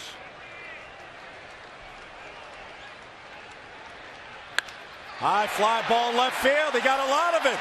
Back it goes at the wall. It's good! And it's a 1-run game. McLouth goes deep the opposite way.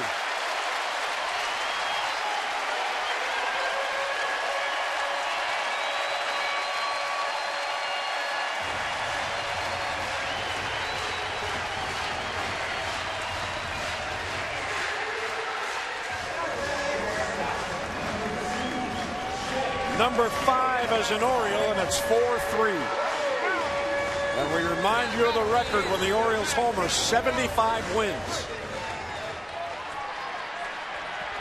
Another good swing by Nate McLouth, and just shows his potential off left-handed pitchers. Boy, keeping that front shoulder in and driving this ball to left field. I mean, that is a bomb the opposite way. Cooler air, too. You really have to hit it, and Nate McLouth did. In the meantime, Romero gets quickly ahead of Hardy, 0-2.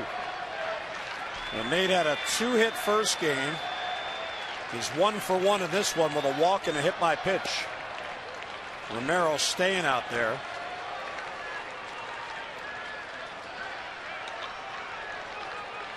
McLouth came into this doubleheader 1 for his last 15, and he has 3 hits. And Hardy down on strikes, breaking ball down and in. Aaron Sebia has to play at the first, and he does, 1 down. So getting ahead of Hardy, Ricky Romero able to get in the chase that breaking ball for the out. Probably his best breaking ball of the night, really tight and hard down in the zone to induce J.J. Hardy to swing. Well, the home run allowed by Romero, the 21st on the year, and now it's a 1-run game.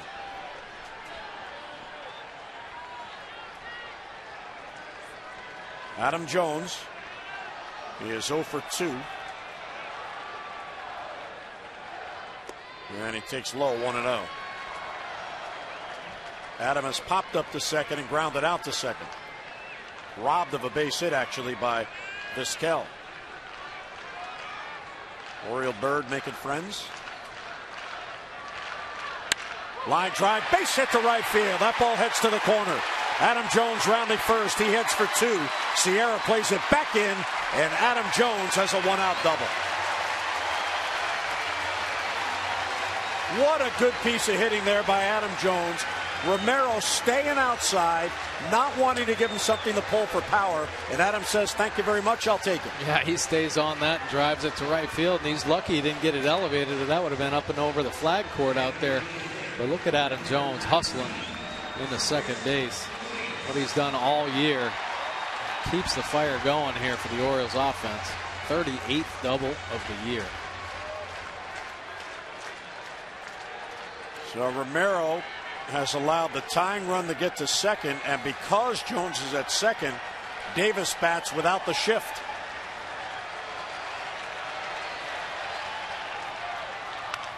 Popped them up. Foul ground by third. Laurie's over hoping for a play, and he runs out of room. And Davis just got a break. That looked like for sure it was going to stay in for Laurie, and it faded out. It did, and even if it's about 2 feet closer, Laurie, the way he plays, would probably dove up into the stands to try to make the play. Fortunately, just enough out of the reach.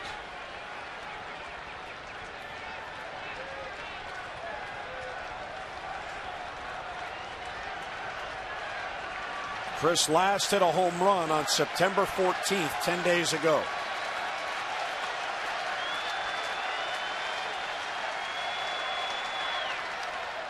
Good hack, and he fouled it back. Down in the count, 0-2. Consistently staying in on Chris Davis. Don't want him to get his arms extended, but he is getting closer and closer to those inside pitches. Just missed right there. His last home run was in the first game in Oakland on the last road trip. 0-2 the count. And he got him. Ball gets away. Davis can run, doesn't realize it.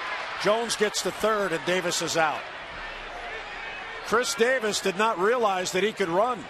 It was a check swing for strike 3, and it got away from Aaron Sebia. Jones takes third, but Davis, by not running, gave Aaron Sebia time to recover and get him. Yeah, this ball bounced quite a ways away from Aaron Sebia, and would have put a lot more pressure on the defense there. And JP Aaron Sebia had enough time to settle in and make that quick throw to first base, or put that extra pressure on. There might have been problems with Adam Jones coming around third base. So Davis is out. Tying run Jones at third. And here is Mark Reynolds. Breaking ball is low. And as we just saw with that ball that struck out Davis, Romero is susceptible to the wild pitch. That was his 8th. So with the tying run at third, what will Aaron Sebia do? Will he call the pitch he thinks he can get the out and risk it bouncing by him? No, he's not going to do it early, although he just bounced the pitch right there to Mark Reynolds. So obviously maybe just sticking with the game plan, trying to do some swing and misses, but I wouldn't count on it until 2 strikes. Fastball looked like Mark was fooled by it, expecting something other than that. Sometimes Aaron Sebia doesn't want the ball down, but Romero has been so inconsistent with holding on to that changeup a little bit too long, and even his breaking ball, that he's been bouncing him in the early part of this game. Base hit will tie it. Breaking ball for a strike in the outside corner. Reynolds thought it was outside.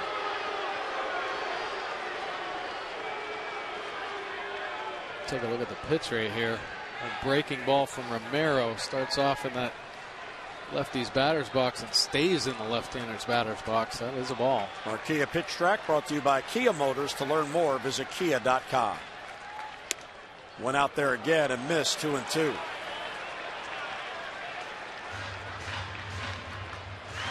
Reynolds has had so many of those kind of calls go against him this year, where the ball's on the chalk in the other batter's box, yet the umpire calls it a strike. Yeah. Sometimes that leads to slumps, and I know the first half of the season, Mark ended up expanding the zone quite a bit because of a lot of those calls. Outside, ball 3. You got to give him credit.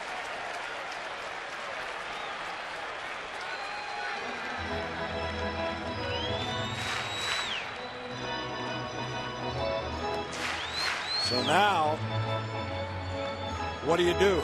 Aaron Sebia goes out to talk to him. Buck Showalter's club was down 4-0. It's now 4-3. And the tying run is at third with 2 men down. Well, you see how careful they're pitching Mark Reynolds because of that power potential. So I wouldn't think he was going to challenge him here with the open base. 3-2 with 2 down. And it's high, ball 4. Romero started walking to the dugout. He thought he had a strike. You have to respect Mark Reynolds and his knowledge of the strike zone. He will swing and miss. He will strike out. But he knows what a strike is and really knows how to work the count. He sure does. I mean, his walks have been up all year. So he has awareness of the strike zone. And to be able to lay off all of those pitches that were about the same location as the one that was called a strike. Very good job by Mark Reynolds. And Ricky Romero picks up another walk here, now leading the league with 101. First and third, 2 down for Machado. And it's low, 1-0.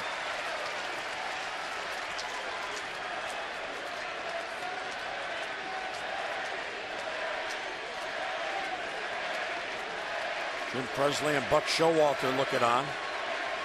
Manny has singled and bounced out hard to third. He's hit the ball hard twice. 2 on, 2 out. And it's low, ball 2, blocked by Aaron Sebia. Yeah, still taking chances. I mean, Aaron Sebia does not want those balls down in the dirt, but he just can't find the command of that changeup. He can't find the release point. Holding on to it a little bit too long. Pretty lucky. Rose didn't pick one up there. Nice block by Aaron Sebia.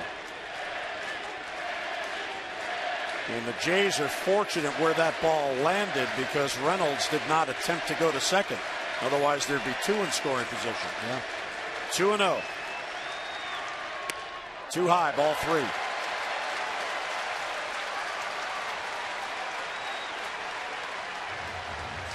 That one nearly hit him. 3-0 on Machado, 2 on and 2 down. Line down the line and foul. He got the green light on 3-0 and he nearly hit it to the corner. Well, that's how you get after it, 3-0. You get the green light, 3-0. You better not get jammed. You get the hat out. Manny Machado did right there. Now, DeMarlo Hale just came halfway down the line and flashed signs to Machado and Reynolds. I wouldn't be a bit surprised if Reynolds runs in this situation. He does not. And it's low, ball 4, and the bases are loaded. Second walk in the inning, third in the game.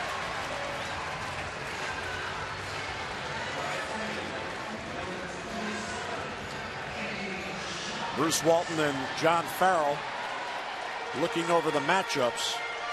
And Walton's going to come out and talk to Romero.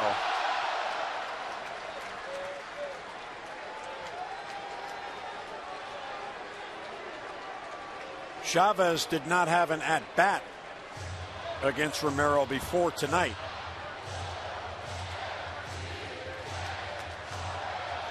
So for a second time in this game, the Orioles have loaded the bases.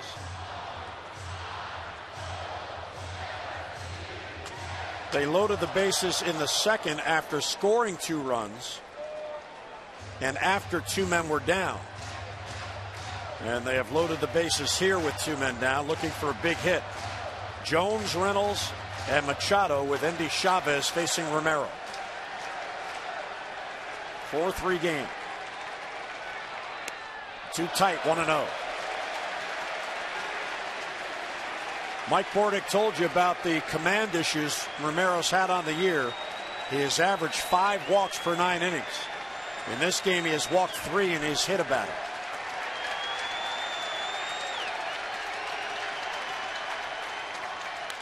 Slow roller towards first. Tough play. The race is on. Romero picks it up and tags out Chavez, and he gets out of it. And the Orioles, for a second time in this game, leave the bases loaded. But Nate McLouth, leading off the inning, goes the opposite way, his 5th home run, and it's a 1-run game through 5.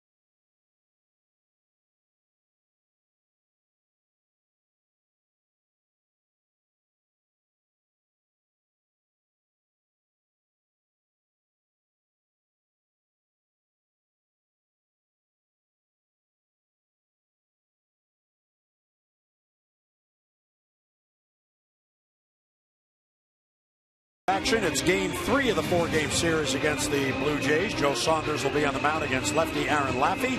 Our coverage on MASN 2 HD begins at 6:30 with O's Extra presented by Jeep, and then game coverage at 7 o'clock. We've got all the access you need right here on MASN. Yeah, Joe Saunders, the veteran left-hander, as the Orioles are in pursuit of their postseason bid here. 2-2 on the year with a 3.48 earned run average against Aaron Laffey. 3-6, so another high earned run average for the Blue Jays staff. Should be a good matchup, though. Sign. How about them O's, huh? How about them O's? How about Wei-Yin Chen settling in right now? Pitching a pretty good ball game, keeping his team in. Didn't look too good after the first couple innings. He certainly pitched much better here in the middle part of the game. Well, he had a 9-pitch fourth and an 8-pitch fifth inning. And he misses inside to Sierra, 1-0. The Orioles have left 7 men on in this game so far, and twice have left the bases loaded. High fly to left. That ball has carry. McLeod back on it. That ball's going to go. Sierra gets that run right back. And it's 5-3 in favor of Toronto.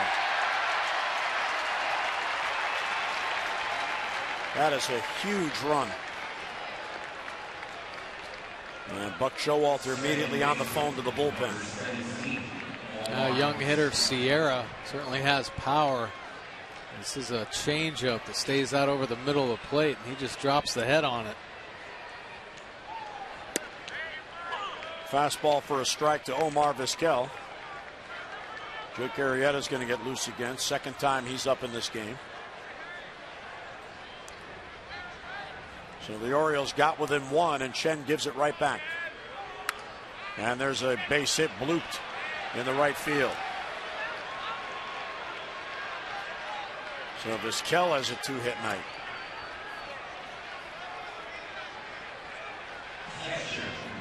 Well, Romero's ability to get out of 2 bases loaded jams right now is the difference in this game. Unfortunately for the Orioles, each time they loaded the bases, it came with 2 men down, so he needed to get just the 1 out. But he got it. He did. He made the pitch when he needed to. Right now, Rick Adair coming out. More so to give Jake Arrieta some time out in the bullpen to get loose, but Wei-Yin Chen, a couple pitches, the changeup stayed in the middle of the plate, and that one to Vizquel, a little breaking ball that hung up and out over, gave Vizquel a chance to get the bat head on the ball, just flares it out over second base.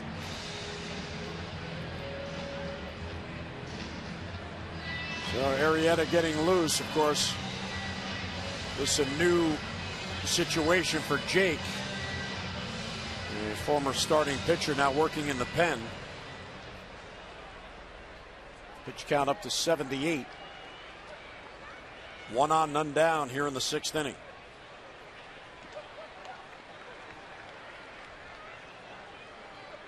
Aaron Sebia has a perfect night. Sac fly and a base hit. Throw to first to Chase Vizquel.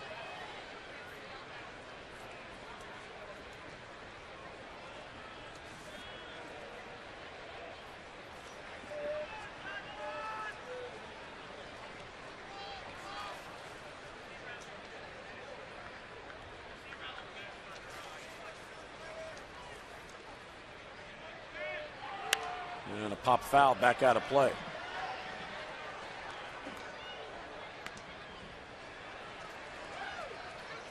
Omar Vizquel, by the way, with that base hit, has now tied Mel Ott, a Hall of Famer, 40th all time, 2,876 hits. He came in 2 shy, and he's 2 for 3.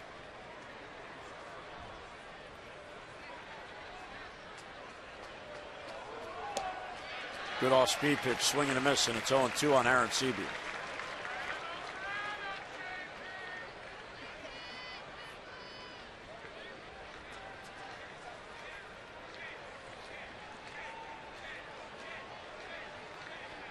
Chen and the Birds trailing here 5-3 in the 6th inning.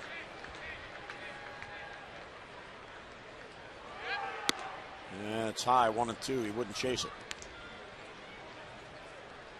trying to change that eye level now. Probably look for a changeup, maybe down and away from Chen. It's been a really effective pitch for him. Maybe induce a ground ball. J.P. Arancibia stayed down in the zone, though. Yankees have a 4-0 lead in Minnesota in the 5th. And the 1-2 is hit to right field. There's another base hit. This on a 1-2 pitch. Vizquel will easily go to third. And on at first with a base hit, his second is Arancibia.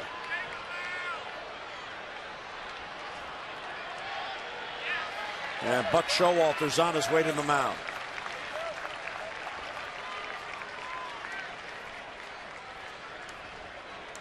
So Arrieta now will have to come into the game inheriting 2 base runners, as the Orioles already down by 2. And Toronto has 2 on with nobody out. So Chen leaves, Arrieta comes on. 5-3 Jays in the 6th.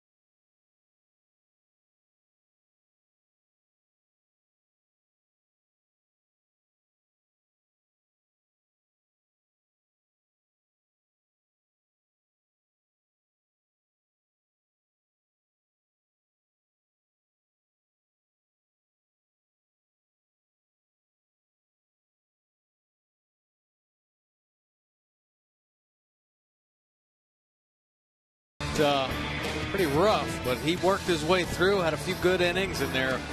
Nice pitch you see right there, strikeout on Sierra, but Sierra did eventually get to him. He leaves the ball game 5 innings, a couple hits here going into the 6th, but 9 hits, 5 runs, all 5 earned, 1 walk, 3 strikeouts. Kind of labored through for Wei-Yin Chen. Kept his team in the ball game, gave a couple extra runs up here, that home run by Sierra, but Jake Arrieta on in now. Of course, a starter at the beginning of the year, sent down to AAA and come back and working out of the bullpen, a couple stints, and done a nice job making his adjustments pretty well. You'll see some changes in his delivery as he's cleaned it up, taking a lot of the movement out of it. Still quality pitcher, quality stuff. We'll see how he attacks hitters coming out of the bullpen. See if he follows suit to Brian Madison, Tommy Hunter, limiting some pitches, not going to the full arsenal, just being more aggressive. Real tough spot here for Arrieta. Anthony goes with 1st and 3rd and nobody out. And a run in on the home run. Down and in, 1-0. Of course, Arrieta has strikeout ability. Goes is 1 for 1. He has an RBI single. He's also laid down a sacrifice bunt.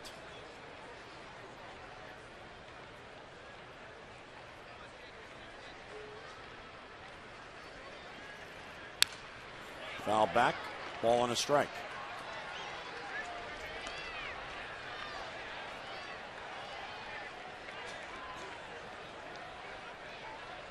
Vizquel is at 3rd. He singled after the home run by Sierra. Arancibia is on at 1st. He singled to right field on a 1-2 pitch.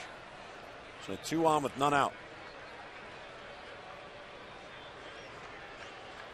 Arrieta last worked Saturday at Fenway. He allowed 2 runs in 2 innings.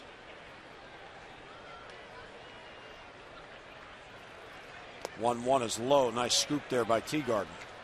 Great block by Taylor Teagarden. Wanted that pitch away. And that pitch cut across the plate. Moved his feet really well to get in front, prevent a run from scoring.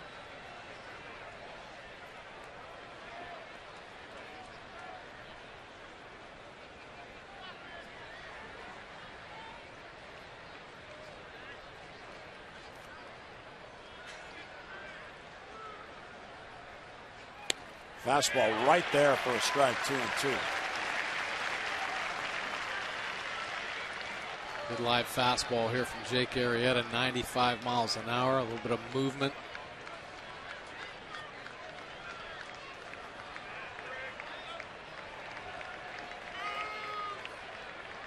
So 2-2 the count.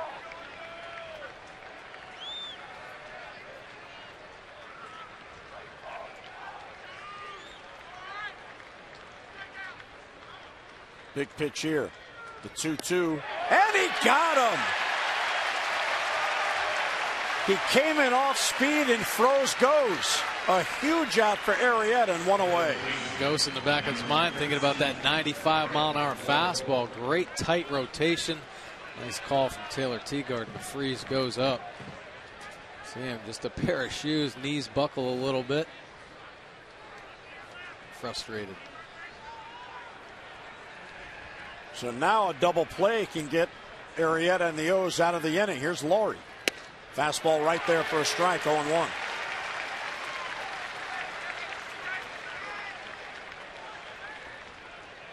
Laurie walked leading off the game and scored. He has since struck out and grounded out.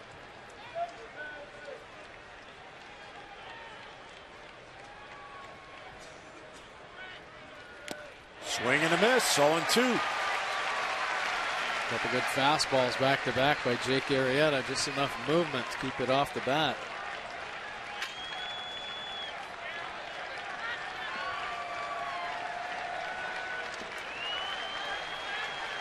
Nothing in 2 on Brett Laurie.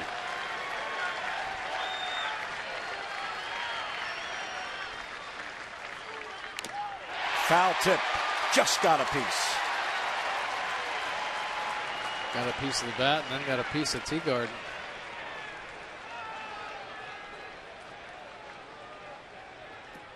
A good fastball, good location inside. Ooh, Taylor.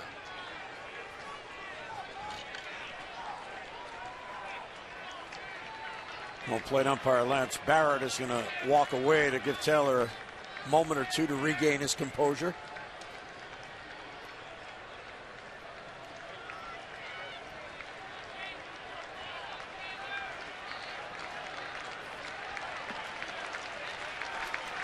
Teagarden checking the bench. Nothing in 2 on Laurie. Breaking ball just missed. Yeah, that's a really good breaking ball right there. Pretty close pitch. Surprised Lowry even took it. Right on the outside corner. That's a great pitch by Jake Arrieta. Yeah, it looked like Barrett reacted to where the ball was caught, not where it went through the strike zone. So 1-2 the count. Struck him out. A swing and a miss. Back-to-back Ks for Arrieta and 2 men down. A real good pitch by Jake Arrieta. Some little cutter, 91 miles an hour, down and away. Good pitch.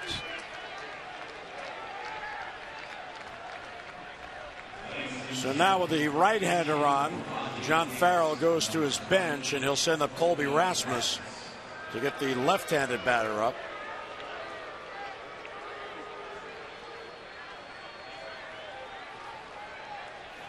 Rasmus started in the first game and was 0 for 2 with a couple of walks.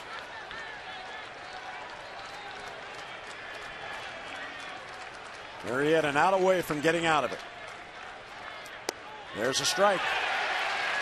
And there's a lot of life on that fastball. 95, 96 miles an hour. Almost caught Taylor Teagarden on the thumb right there with that late action.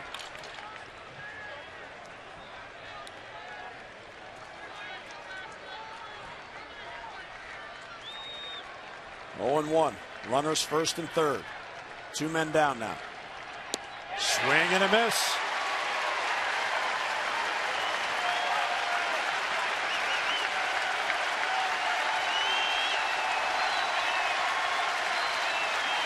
On their feet yet again at Camden Yards. 0-2.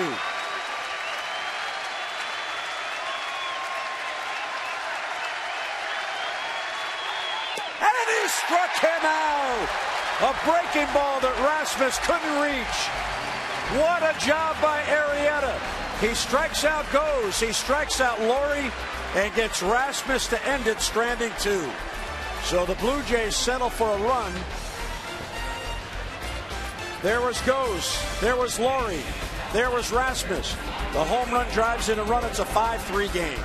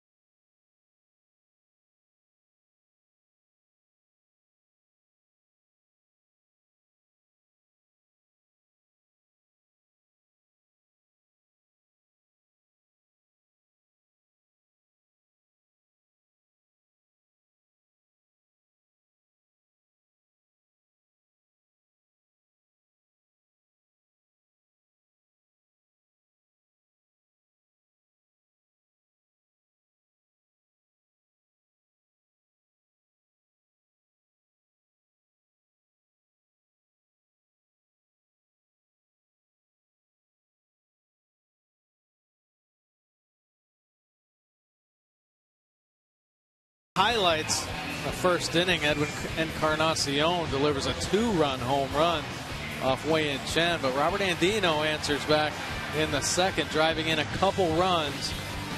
And then the 5th inning, Nate McLeod gets the O's 1 run closer with that solo shot from Moises Sierra. That's a big home run in the 6th inning to knock Wei-Yin Chen out of the ball game. Here's Andino leading off in the 6th. Defensive changes behind Romero. Rasmus stays in the game in center, moving Ghost to left. So Rajay Davis out of the game. Outside, 2-0.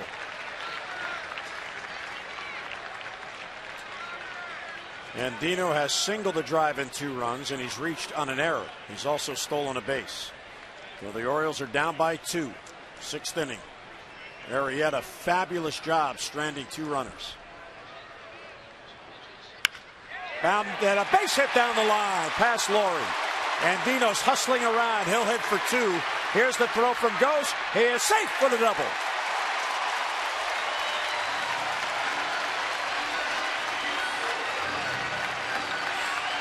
Robert Andino staying hot, swinging the bat well here, getting that double down the line. See him turning on this pitch, finding that hole and then hustling on into second base. Ghost opens up, I think, the wrong way and allows Robert Andino to get in there pretty easily. 13th double on the season. Good job, Robert Andino, sparking a little rally here. 6th. Brad Lincoln getting loose. One of 13 relievers in that Toronto bullpen. Here's Teagarden. Fastball's high, 1-0.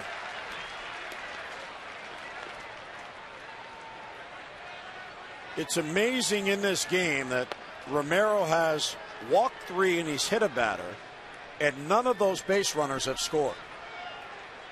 You're right. It is amazing. You're living on the edge. He's been in trouble the whole game, though. Ball 2, down and in. And the Orioles are really doing a good job of being patient.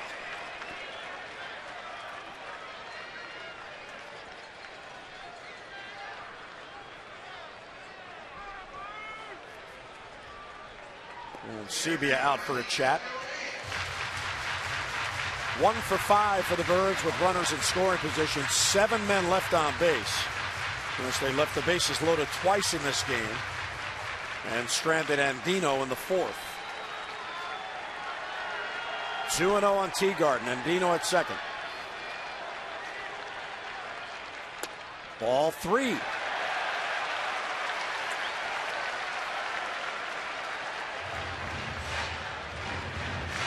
Hey, if you're Teagarden here, you might want to take 2. Yeah. He hasn't shown he could throw a strike. Yeah. And Dino, a leadoff double. He's at second. Strike in the outside corner.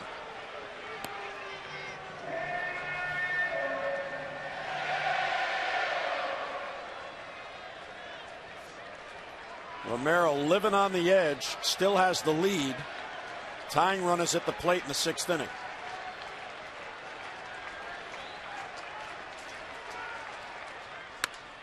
Line drive, right field. That ball's going to fall for a base hit. And Dino had to wait to make sure it would get in there, so he gets to third. Here come the Orioles. First and third, the corners are covered, and nobody down. And a real good job of base running there by Andino, Mike, to make sure that ball fell in. Oh, that's right. You certainly don't want to kill a rally by making a bad base running decision. Take a look at this base hit here. We'll cut her up in the zone. Teagarden gets to it, drops in, finds a hole. Watch Robert Andino with this read, making sure, and then okay, just cruise on into third base safely. Keep this rally going. So Andino to third, Teagarden on at first. And here is Nate McLouth.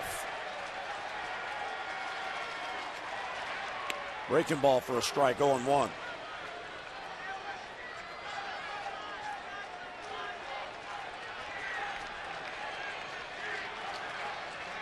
McLouth homered his last at bat. 100 pitches now for Romero. Breaking ball is low, and again, Mike, there's the patience. Very good patience. Started him off with a breaking ball, backs it up, trying to induce a swing, but Nate McLouth not budging.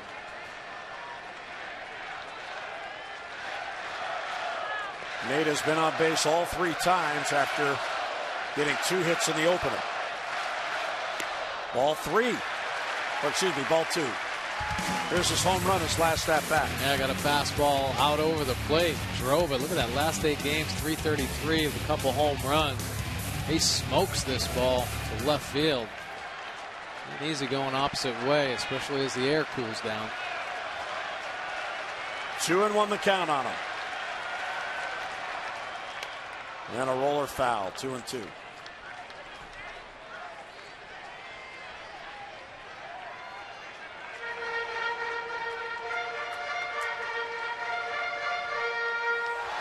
And Dino at third, Teagarden at first. With a 2-run lead, the Blue Jays have their infield playing for a double play. They'll gladly let a run score if they can get 2 outs. 2-2. Outside, ball 3.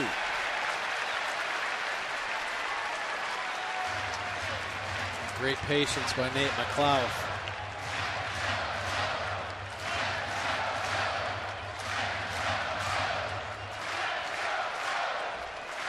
John Farrell can't believe what he's seeing here. His team at one point had a 4-0 lead.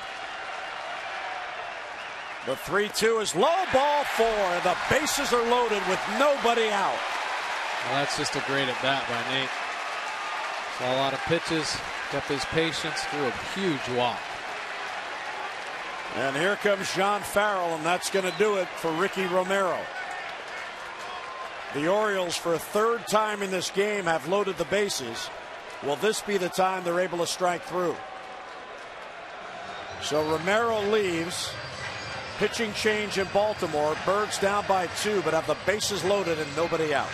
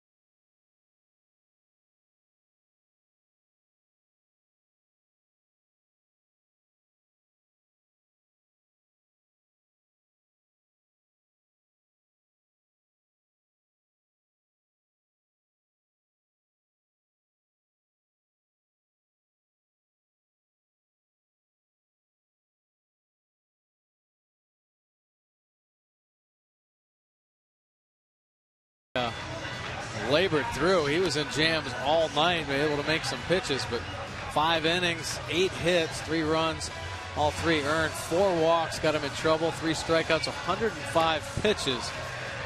Really going deep on a lot of batters, got himself in the jams, and he is certainly in one right now, and that's why Brad Lincoln comes out, try to save the day for him here. Brad Lincoln, 24 innings, 19 strikeouts, 9 base on balls. Lefty's hitting .209, righty's .346, but he is a power pitcher, hard throwing right-hander. Pumps out around 96 miles an hour as a curveball and a split finger, but much like Romero, the command has been a problem with Lincoln, so patient approach is advised. Well, he'll face J.J. Hardy with 3 inherited runners on. And Lincoln on Saturday allowed 6 earned runs in relief at Tampa Bay. There are the runners, 3rd to 1st. And here's Hardy batting for a 2nd time with the bases loaded. Line drive left field, base hit for J.J. Hardy. Andino scores. Teagarden will be held. The throw gets away, but backed up by Aaron Sevilla. It is a 1-run game. Hardy didn't wait. He was looking fastball and got it. He did indeed get a fastball down at the bottom of the zone. J.J. Hardy staying on it. Lincoln pretty lucky he didn't get this one elevated. J.J. Hardy smoked it. Make a read out there at second base, so unable to score because that ball was hanging up, thinking Ghost might make a play out there. So bases still remain loaded. J.J. Hardy with the RBI single. And here is Mr. Jones. Still nobody out. The tying run at 3rd, the go-ahead run at 2nd. None down in the 6th.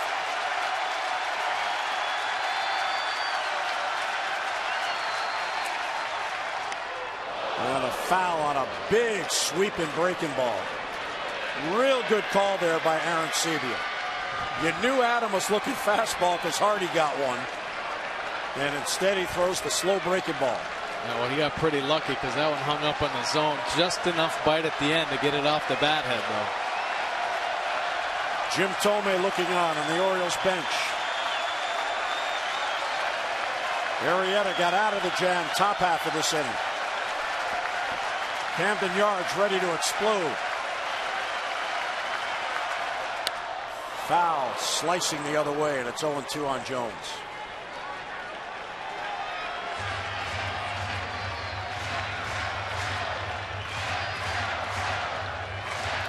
Andino getting that rally started with the leadoff double. The fastest runner on base is the middle runner, McLeod, at second. And that works in the Orioles' favor because he's the go-ahead run. Teagarden, McLeod, and Hardy. Markakis and the Birds trying to come all the way back. 0-2 on Jones. And he takes outside.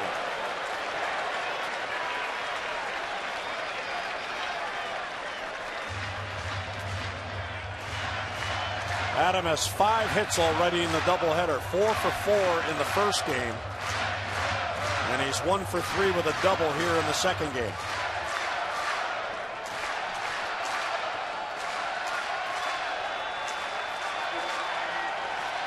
One and 2.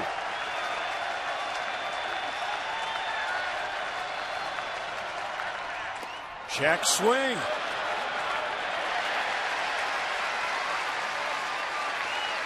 Wow, has he matured as a hitter. He sure has. It's a good call right there. Slider down and away. We'll take a look at Adam Jones. He wants it, but he is able to hold up indeed. John Farrell yelling at Alfonso Marquez. That wasn't even close to being a swing. No, as a manager, though, you got to put some pressure on him. You want one of these calls to go his way. They've been scuffling. 2-2 on Jones. Check swing, and that time he went too far. So Jones is down on strikes and 1 away. And Lincoln stayed out there and finally got Jones to chase. Take a look. The first pitch, that slider, good one to hit, just misses it. Fastball away, good location. Just missing off the outside corner, and then he's going to the hard sliders down and away, and finally gets Adam Jones to bite on the last one. So here is Chris Davis. Only one down, but now a double play could end the inning.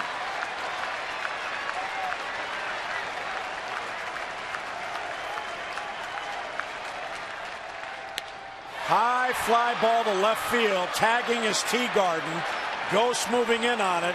There's the catch. Here comes Teagarden. Here comes the throw. He is out at the plate. And the Orioles denied the tying run. Bases loaded, nobody out, and they settle for one run as Teagarden is gunned down at the plate to end the inning.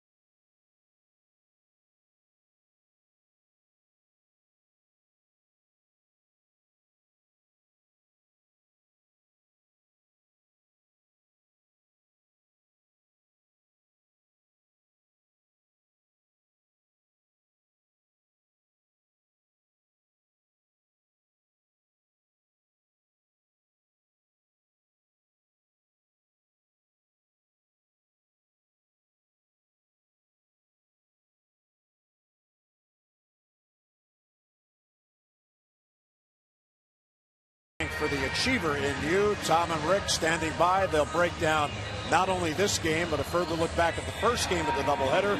You'll hear the skipper's post-game press conference, player interviews from the clubhouse, and more. Those extra post-game presented by PNC following the game. Well, Teagarden gave it all he had, but he couldn't beat the throw to the plate as Davis hit that ball, and unfortunately for the Orioles, Goes was able to come in on the ball and have his momentum going to the plate. And a perfect throw got him. It had to be a perfect throw, and it was. Yeah, well, they made that defensive switch, and they moved Ghost over to left field, and he has a cannon out there. Did create that momentum, like you said. Perfect throw to get Teagarden. Arrieta stays on 1-0 on Encarnacion. He misses outside, ball 2. So amazingly enough, as much as Romero labored, he is still the pitcher of record on the plus side in this game. In the meantime, Arrieta has fallen behind 3-0. Being careful with Encarnacion.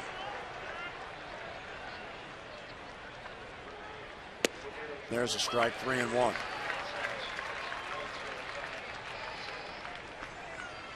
The key at bat for Lincoln as well was being able to strike out Adam Jones, because he was able to get an out without the ball being put in play. So the Orioles didn't even have a chance to try to send Teagarden from third. And then the fly ball that looked like it might be a sac fly, but Teagarden gunned down at the plate. So it's still 5-4 Toronto. You saw Adam Jones out there still shaking his head about that. Frustrated still. 3-2 is ripped down the right field line, slicing back and foul.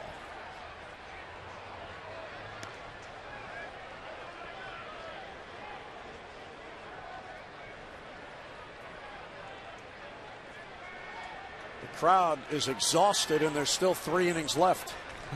3 times the Orioles have loaded the bases in this game, and in those rallies they've scored just 1 run. 3-2 is outside, ball 4. So there's a leadoff walk. Encarnacion leading off with a 7th inning walk as Arrieta being patient with him. Say, is your name Brooks? Well, we know many fans throughout Birdland have a first or middle name of Brooks, named after Mr. Oriole himself. And now you can win 2 tickets to Saturday's Brooks Robinson Orioles Legend Celebration Series game, as well as special access to the sculpture unveiling by entering the Is Your Name Brooks sweepstakes at Orioles.com/Brooks.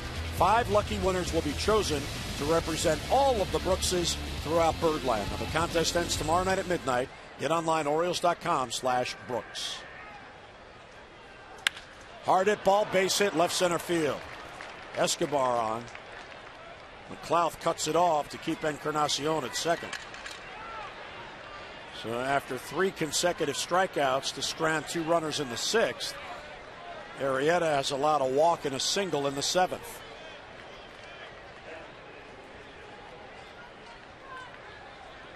Adam Lind is going to come off the bench and pinch hit for Gomes to get a lefty up there.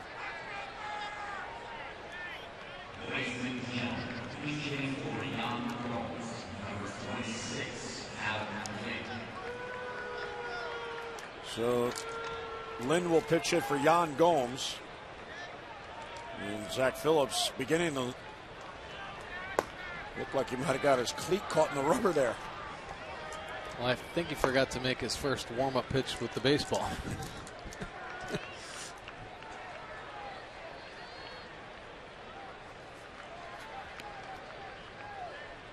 5-4 game in the 7th. First 2 have reached.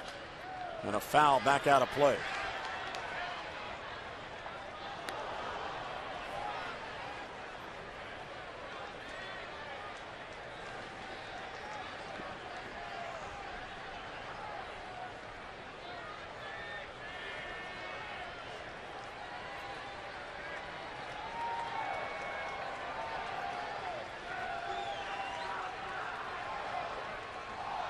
Here's the 0-1, and it's in the dirt, blocked by Teagarden. Another good block by Taylor. Take Arrieta. Arrieta hangs on to that one a little bit too long down in the dirt.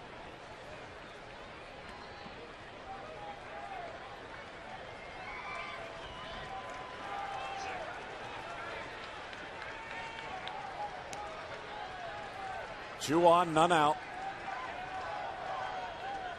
And a hard hit ball, base hit left field. He just served it the other way, and here come the Jays.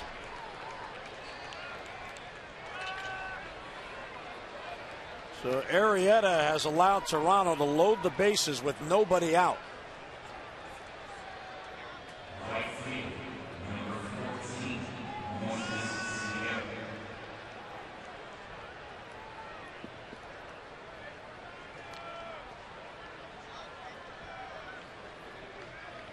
Buck Showalter giving instruction of what he wants done with the ball. The corners coming home, making sure there's communication out there. Moises Sierra has had a good night. Foul back.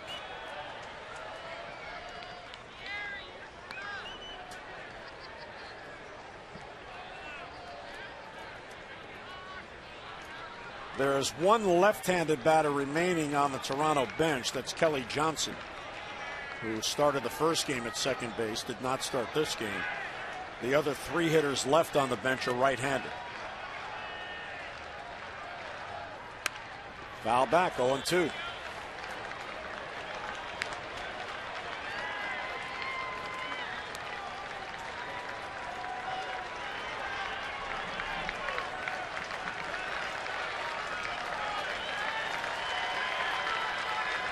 So Arrieta way ahead of Sierra. No balls and 2 strikes.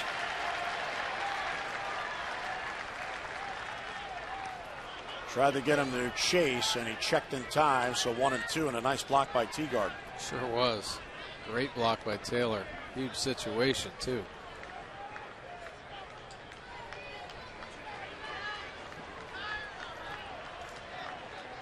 A leadoff walk as Arrieta was pitching around. It looked like Encarnacion, but then 2 singles have followed, so the base is loaded and nobody out. Here's the 1-2. High, wouldn't chase again. 2-2.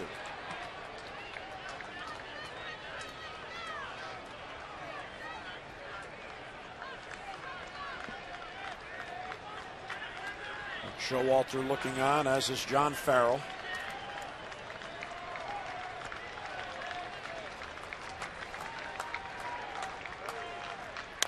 And a slow roller towards first. Reynolds comes home and out at the plate. And a bang-bang play is Encarnacion.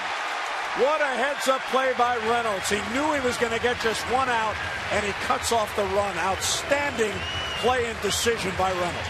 It sure was. Great reaction by Mark Reynolds. Of course, base runner right in front of him as well, Lynn. So he's got to do some fancy footwork here to get himself in a good position. The ball is just chopped down. Nice job. What a great release by Mark Reynolds. Take a look at it right here. Ball hits his glove and boom. Quick snap throw. Nice play by Mark Reynolds. And a nice stretch by Teagarden because that was a force. He just needed to catch it. So here's Vizquel. Popped up. Infield fly will be called. Hardy's there. 2 men down. Escobar bluffed at third, and Hardy threw back to the plate. So 2 outs, and the Orioles are an out away from getting out of it. Pretty impressive here if Jake Arrieta can get out of this jam. Did a great job the last inning with 3 consecutive punch outs. This jam he brought on himself and he's done a super job to get to this point.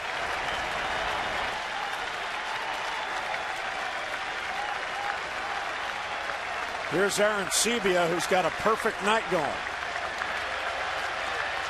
Bases loaded, 2 down. Strike 1. Maybe that's what Jake needed, the adrenaline. I don't think he wanted that. No. Last inning came on, first and third, nobody out, got out of it. He loads the bases, now 2 men down.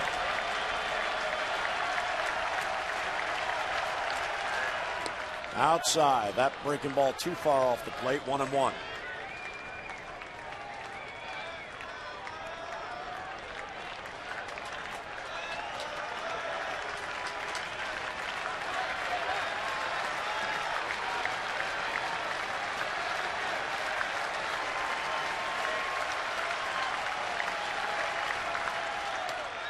And he missed.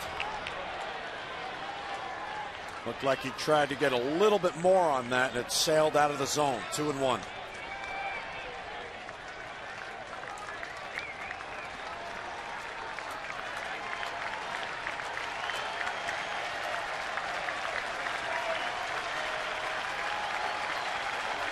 Arrieta trying to get out of this jam. High fly ball to left. Back on it is McLeod at the wall, and it's gone. It is a grand slam for Aaron Sebia and a 9-4 Toronto lead.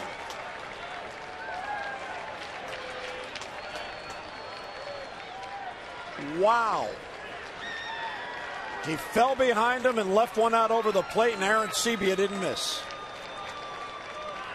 No, he didn't. Slider here from Jake Arrieta stays up and out over the plate. Get it elevated. It's a danger zone. JP Aaron Sebia doesn't miss it. So now the Orioles trail by 5. The Blue Jays have their biggest lead in the game.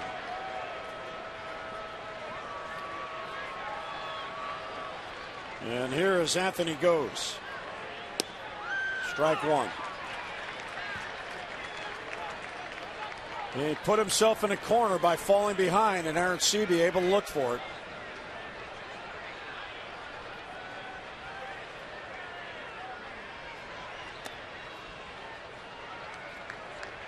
So the Orioles got 1 run in the 6th, left the 2 men on as Teagarden was gunned down at the plate when they were trying to tie. And Arrieta not only gives it right back, he gives up a grand slam. Foul off the foot of Goes. And a ball and 2 strikes. Take a look at this foul ball off Gose's foot. The aggressive foot cut right off the top of the foot.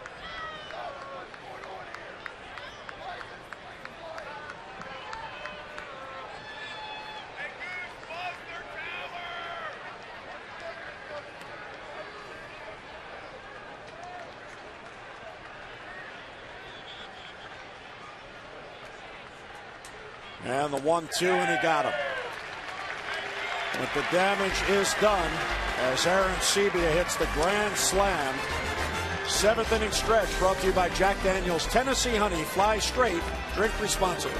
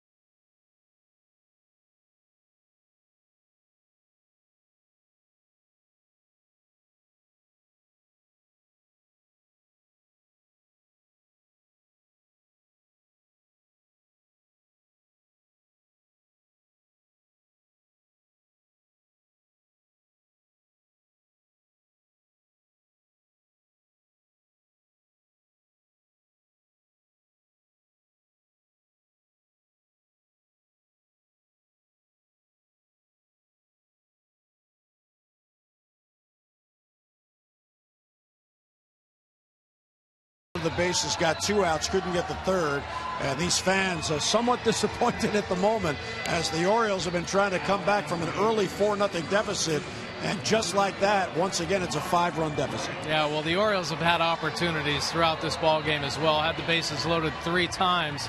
Of course, the Blue Jays that last inning able to get the bases loaded themselves, and they did not miss a mistake from Jake Arrieta. J.P. Aaron Sebia hits that hanging slider and delivers it out over left field for that grand slam. But hey, it's not over, and the Orioles have some thumpers themselves.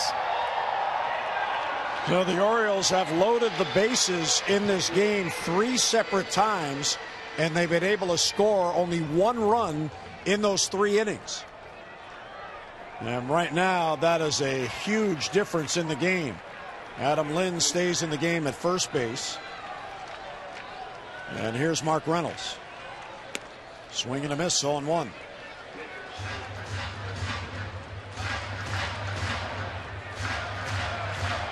Reynolds is 1 for 2. He's also walked.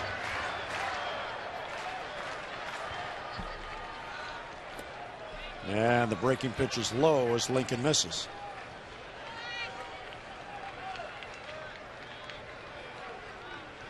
Machado on deck, then Endy Chavez. Strike on a breaking ball. Mark Reynolds didn't really like that breaking ball as it started off inside. Kind of locked Mark up. Once again, a pitch that appears to be off the plate inside. Mark Reynolds not getting the favor of the call from Lance Barrett, excuse me. And he gets Reynolds. Foul tip held by Aaron Sebia. And 1 away.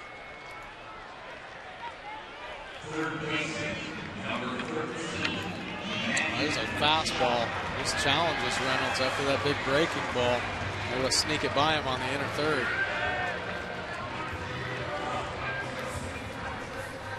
Aaron Loop now up in the Blue Jays bullpen.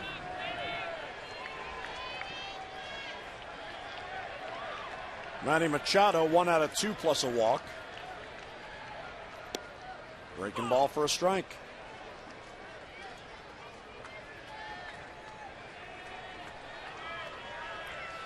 Orioles have left 9 men on in this game, twice the bases loaded, and another runner being thrown out at the plate. Lind in foul ground. Machado's out and 2 men down.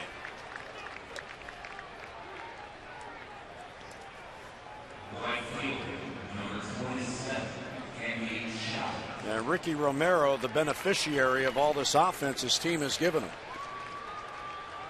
He allowed 4 runs in 5 very shaky innings, but right now he stands to win.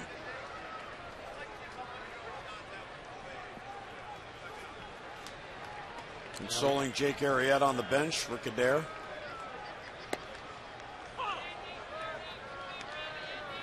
He was that close getting out of it. Sure was. Really worked well to try to just a pitch away really from getting himself out of that huge jam.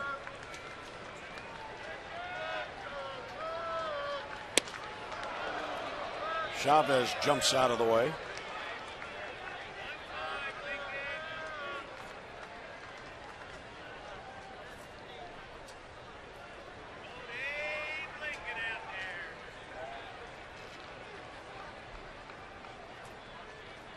One-on-one on Chavez, who was 0 for 2. He's also laid down a sacrifice bunt.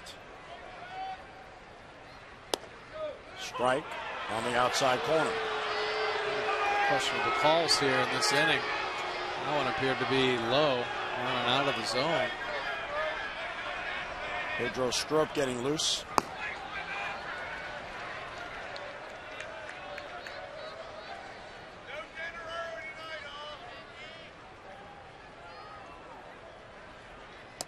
And he got him. Chavez down on strikes. Endy's had a tough night. He's 0 for 3. And the Orioles go 3 up, 3 down. We'll head to the 8th. 9-4 Toronto.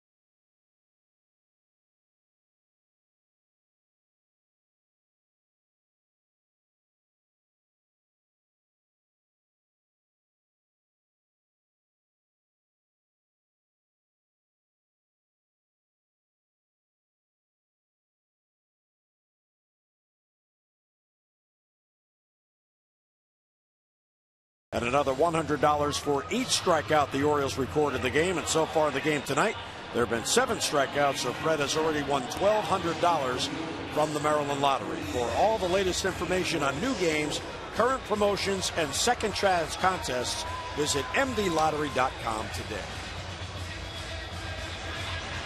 Oh, Pedro Strop coming on in relief. Pedro, of course, well known that he's been struggling here recently, but threw pretty well up in Boston. Did end up giving up an earned run, but velocity good, location pretty good. Trying to get some work here in this ball game. Try to get him back on top because he is going to be so important as the Orioles finish up this season. Here's Brett Laurie, the leadoff man. Rasmussen and Encarnacion to follow. Breaking ball for a strike, 0-1.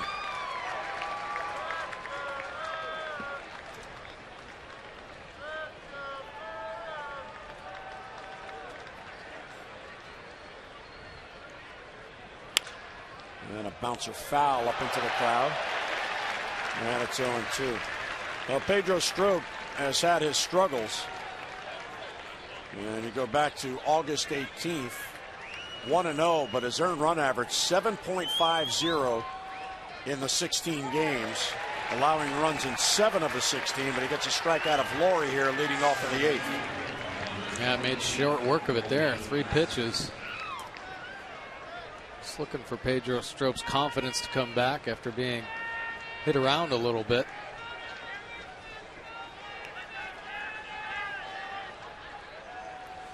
Colby Rasmus, who pinch hit in the 6th and struck out.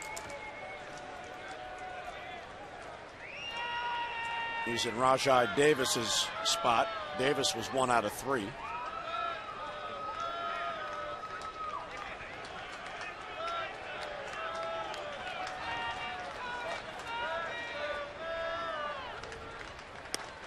Fastball's high, 1-0.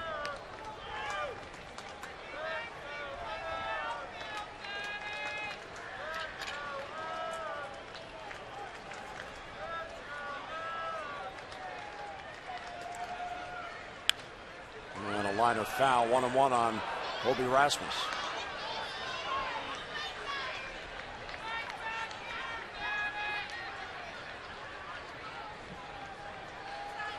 Pedro last worked Saturday in Boston. He allowed a run, which allowed Boston to tie it in the 8th inning. Breaking ball for a strike.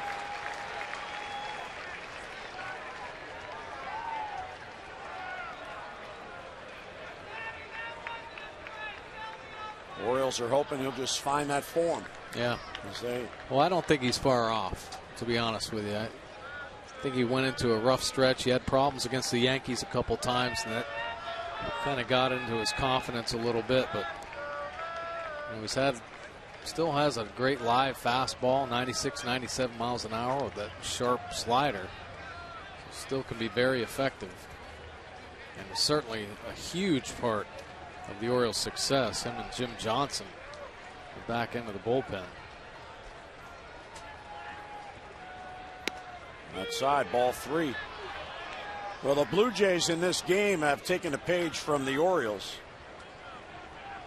by utilizing the long ball. John Farrell's team has 3 home runs. 7 of the 9 runs in this game have come in on the homers. 3-2 is popped up, shallow right. Chavez was deep, long run in. And Endy gets there, and he has it, 2 down. Fans, don't miss the final regular season game at Oriole Park. This Sunday, Boston will be in town. 1:35 is the first pitch. And the first 20,000 fans receive a J.J. Hardy bobblehead presented by AT&T. Now, this is the bobblehead that was voted on by the fans. So make sure you add J.J. to your collection. Tickets are available, but they're going fast. Call 888-848-BIRD or go online, Orioles.com. Be a good bobblehead. J.J. Hardy, probably the front runner for the Gold Glove this year. And playing a spectacular defense, certainly a power hitting shortstop as well, with 21 home runs. Fastball painted the outside corner for a strike.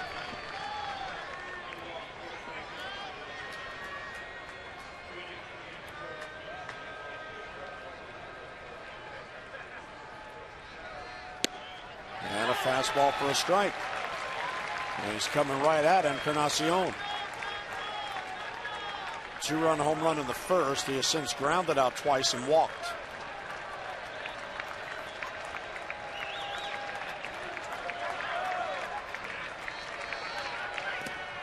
And that one bounces in there.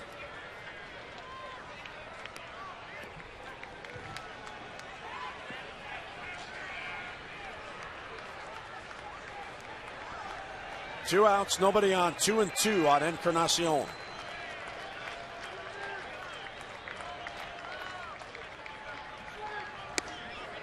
Too high with a breaking ball, ball 3. The Blue Jays have gone down 3 up, 3 down in this game only once. That was Chen's final inning, or final full inning in the 5th. Chen did start the 6th. 3-2, grounded towards the middle. There's a base hit. So Stroke got the first 2. He can't get Encarnacion. And the Blue Jays get another base hit, their 13th. Time for you to text in your vote for the AT&T Player of the Game. Here are the candidates. Robert Andino, who has a 2-run single plus a double. Nate McLeod, who has homered and reached base all 4 times. or JP Arancibia, who has a 5 RBI night, 3 hits and a sac fly. Text in your vote, A, B, or C, to 31826. Yunel Escobar. And a chopper foul. Escobar singled his last at-bat as that rally quietly got going.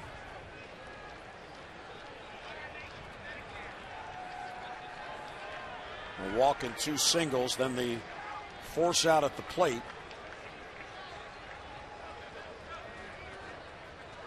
Then a pop up to short, and then the grand slam. That ball off the fists and back out of play. I ran that one in nicely. Escobar, 96, up and in.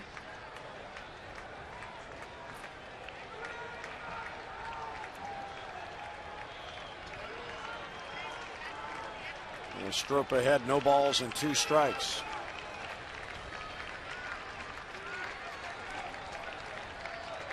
The Orioles certainly aren't taking anybody lightly coming down the stretch here. But it just shows you the danger of teams. I mean, Toronto certainly been scuffling and on a slide. But they have dangerous hitters. JP Arancibia certainly has power. A lot of guys in that lineup. A lot of danger there. You make mistakes, and they're going to make you pay. So you still have to be on top of your game and peak focus. Another 0-2 pitch is fouled. It bounced up and hit Escobar in the box.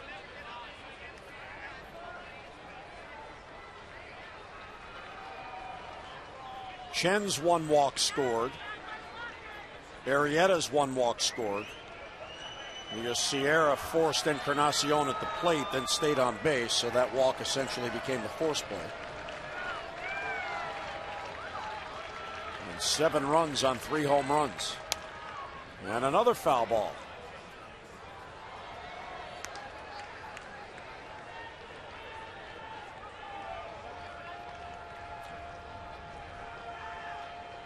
Five foul balls in this at bat.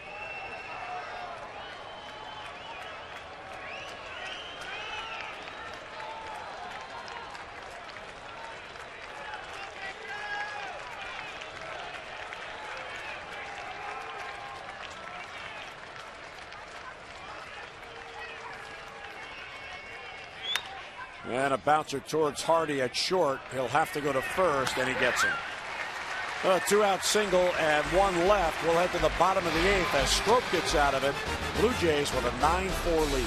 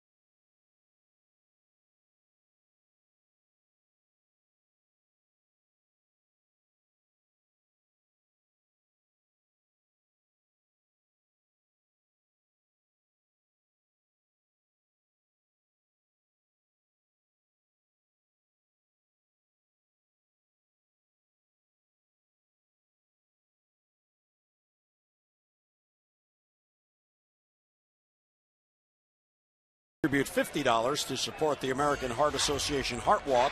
To date, the Orioles have drawn 463 walks for a total of $23,150. Care First Blue Cross Blue Shield encourages each of us to take that first step towards a healthier and a more active lifestyle. We go to the bottom of the 8th. Pedro Strop allowed a single but no runs top half. And here comes Aaron Loop, third pitcher used by John Farrell. Aaron Loop comes in, another one of the pitchers that has really had an opportunity to do in large part to a lot of the injuries that the Blue Jays pitching staff has had. 27 innings this year. Nice job. Look at the lefties, 173. Righties a tick better, 286, but pitches from that first base side of the rubber and comes out of a 3/4 almost sidearm slot, so very difficult for lefties to hit off him. Robert Andino will lead off, then Teagarden and McLouth are due. Fastball's too tight, 1-0. Orioles down by 5, have 6 outs to play with.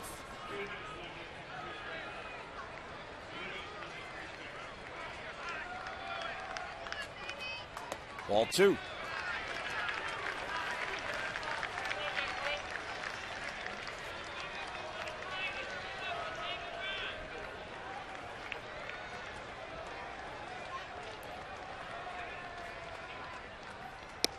And Andino, as he should, takes a strike. Loop worked yesterday in Tampa, 2/3 of an inning. He had 1 strikeout, no base runners allowed. Ball 3, too tight. There you go. Orioles aren't going to give up. Get a couple guys on, and they've had that home run potential all year, especially late inning heroics, so you never know. A couple of guys on, pop one out. Bouncer towards third. Laurie backs up to play the hop. Long throw is high, but Lynn comes down on the base. And Dino's out and 1 away.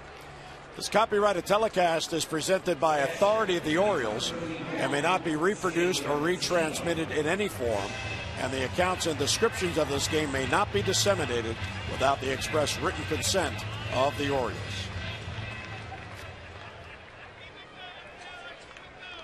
Since Hardy's RBI single, with the bases loaded and nobody down in the 6th, and Dino scored on that, the other runners were held. Since that base hit, the Blue Jays have retired 7 straight Orioles. Well, 6 plus the play at the plate for the 7 outs. Too tight on Teagarden, 2-0.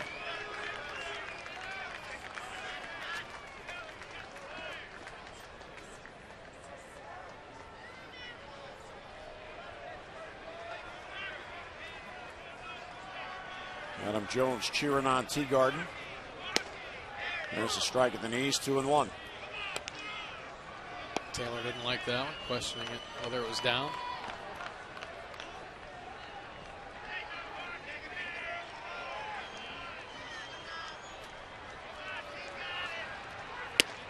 Late on the swing, 2-2.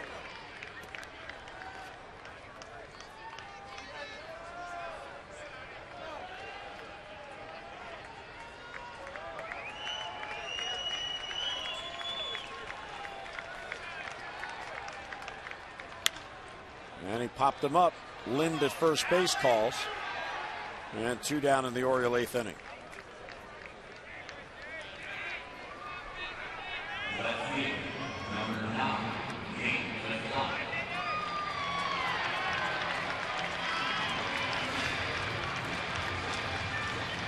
Here's Nate McLouth, who's had a good game, perfect game in fact. He has walked twice, he has been hit by a pitch, and he has homered. He also had 2 hits in the opening game.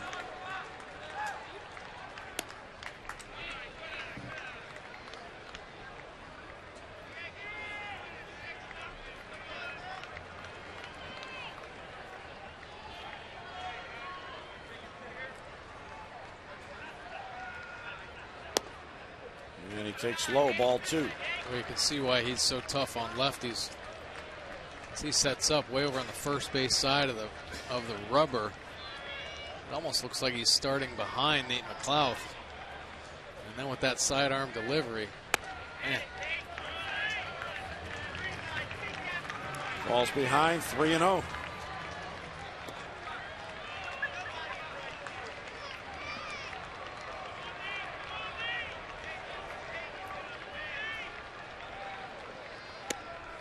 And Nate taken all the way, and there's a strike. Well, Luke very effective against lefties. Take a look. He's already starting way over on that first base side, but that sidearm delivery and how far over he finishes. Well, you got to really have some confidence to keep that front side in as a left-handed hitter against a pitcher like Luke.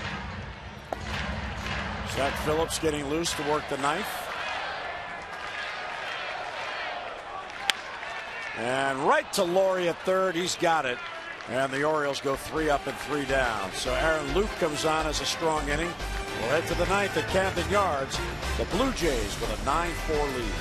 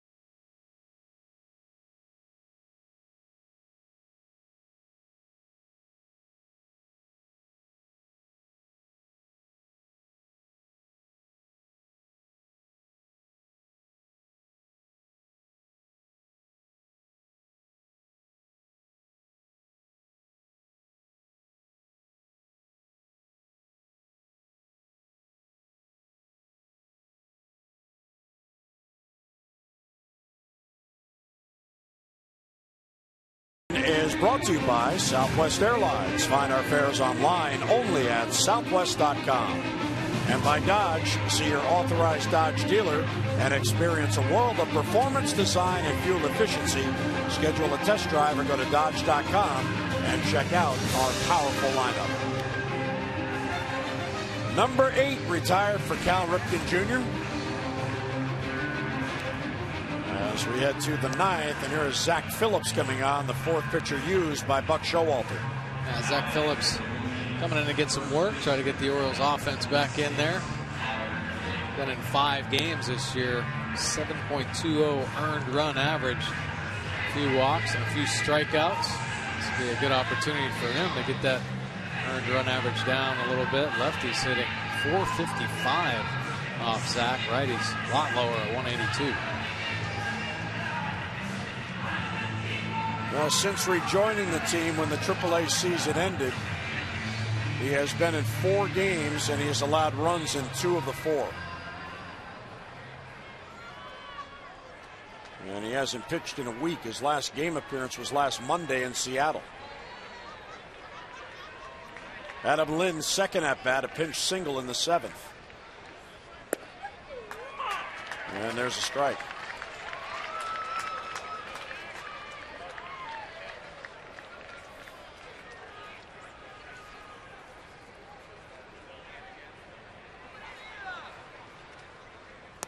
Oh, good pitch. Swing and a miss, 0-2. Sure was. Zach Phillips, of course, we had talked about the competition, or Rick Adair was talking about the competition of the Orioles pitching staff just amongst themselves, and it all started down in spring training, and Zach Phillips was one of the top candidates going against Troy Patton as a lefty out of the bullpen. You know, he didn't end up making the team out of spring training, but certainly a lefty that they had been watching all year and had a couple opportunities through the course of the year. And here he is again with a chance to prove that he belongs in the major leagues. And look at Troy Patton down there. And he got him. Perfect pitch on the outside corner, 1 away in the 9th. Sure was. Great breaking ball here. Nice call by Taylor. Paint right on the outside corner.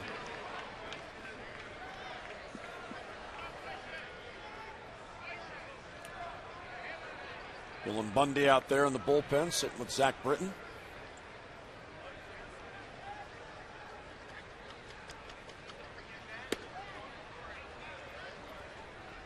Moises Sierra takes ball 1. Sierra's 2 out of 4, including a home run. He has scored 3 runs in this game.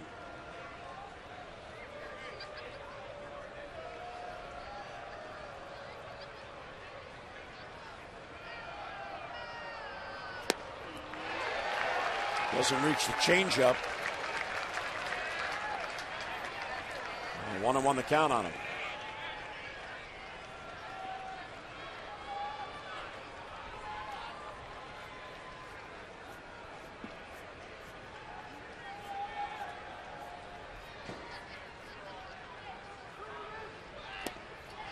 Same pitch, got the same result. Swing and a miss. 1 ball and 2 strikes. Yeah, why not try it again? He's swinging at it.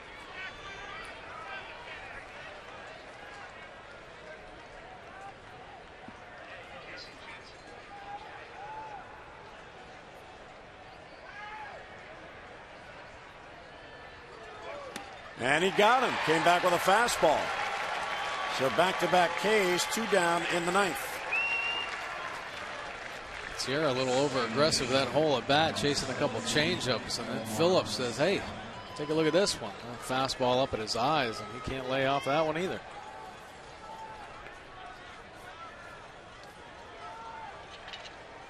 Now 2 down, Omar Vizquel now, 2 out of 4. Right to Hardy at short, plays the bouncer to his left, and he gets it across to get Vizquel. So Phillips, a real strong 3 up, 3 down. Here we go, bottom of the 9th coming up. Casey Jansen will come on.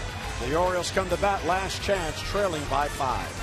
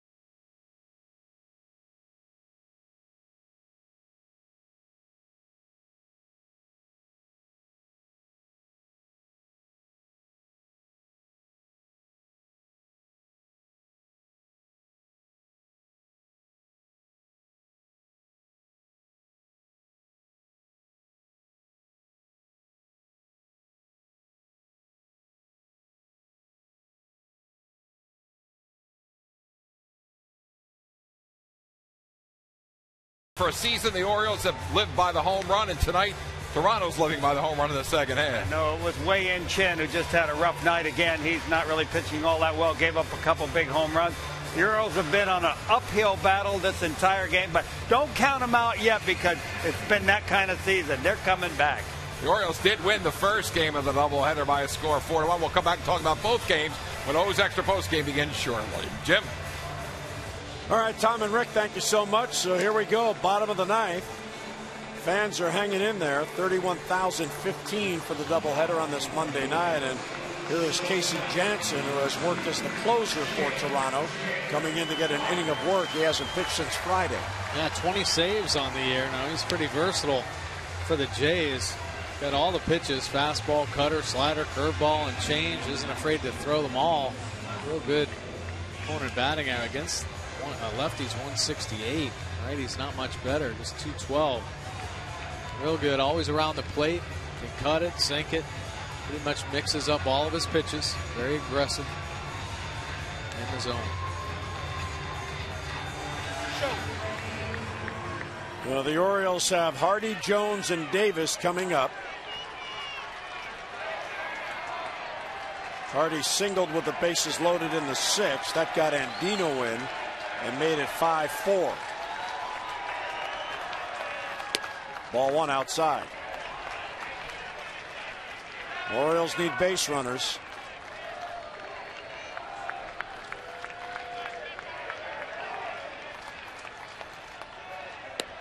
And a strike taken by Hardy, 1-1. See why he's so effective. Little herky-jerky kind of action out there on the mound. Works fast, always kind of moving. Foul back on the screen, a ball and 2 strikes on Hardy.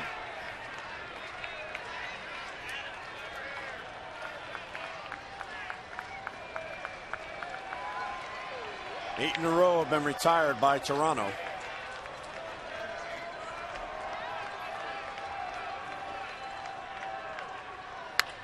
And a base hit down the right field line. Past Adam Lynn. Hardy will pull up and stop and settle for a single. Hardy never goes that way. He surprised Lynn, and he's on leading off in the ninth. Here's an update for the voting on the AT&T Player of the Game, and Robert Andino is leading Nate McLeod and JP Arancibia in a close vote. Still time to vote, A, B, or C to 31826. And Tom and Rick will have the results coming up on O's Extra Postgame. Adam Jones is 1 out of 4. He struck out with the bases loaded and nobody down in the 6th inning.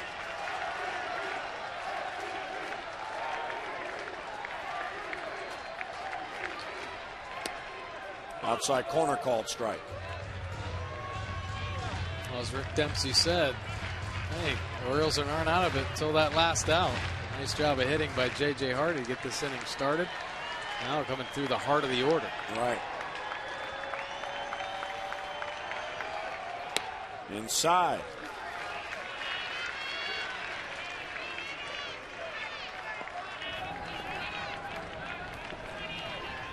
Bobby Korecki and David Carpenter are getting loose. John Farrell not taking any chances. Bouncer towards the middle, base hit for Adam Jones. That sounded like it hit home plate, and it still made it up the middle. So the first 2 reach.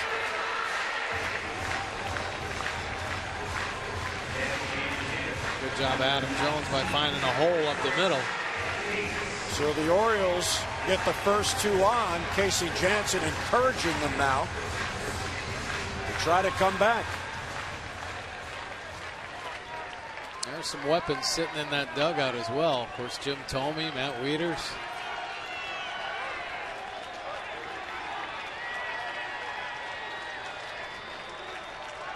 Mike made a good point about the part of the lineup coming up here in the 9th inning, with the number 2 batter Hardy leading off.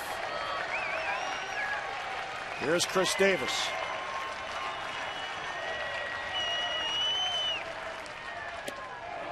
Big swing and a miss, 0-1.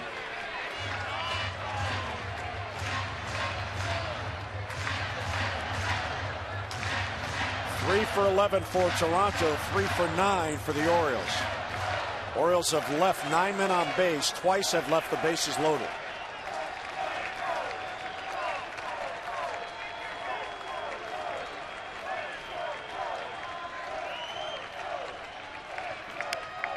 Foul back on the screen. Chris down, no balls and 2 strikes.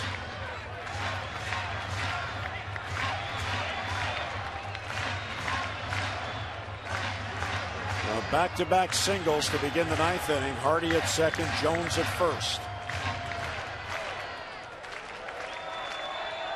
Orioles down by 5, trying to have a dramatic 9th inning comeback.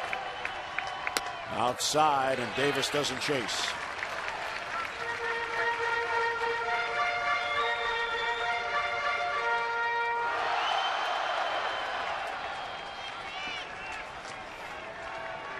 Showalter and Nick Markakis looking on.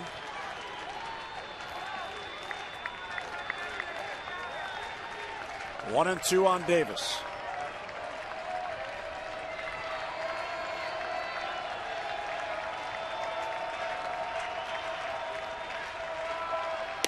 Inside, 2-2. Keep working, keep putting good quality at bats up there. You just never know what could happen. Chris Davis working a good at bat right now. Jim Presley talking with Manny Machado, who's hoping for a chance this inning.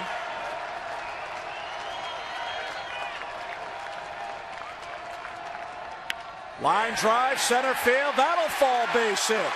Hardy's being held. Rasmus bobbles the ball, but Hardy had already stopped. 3 consecutive singles to begin the 9th inning. The tying run is now on deck, which means in a 9-4 game, this is now a save situation if John Farrell went to the bullpen. Yeah, well, nice at bat by Chris Davis right there. See little bobble out in center field, but not trying to push it too much over there. DeMarlo Hale holding up J.J. Hardy, but another good at bat by Chris Davis. Gets a little spinning slider up over the plate. Serves one out there to center field. Now the pressure once again back on the Blue Jays. And the fans who hung around are now back into it. Oakland and Texas are tied 4-4 in the 8th in Arlington. Yes, we're scoreboard watching. Here's Reynolds. Ground ball towards short. This could be 2. Second one, back to first. There's a double play. A run scores, but the Orioles now down to their final out. Reynolds' second time tonight, he has bounced into a double play.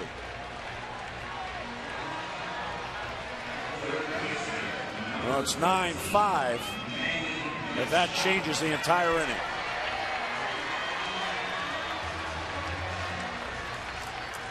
Reynolds upset.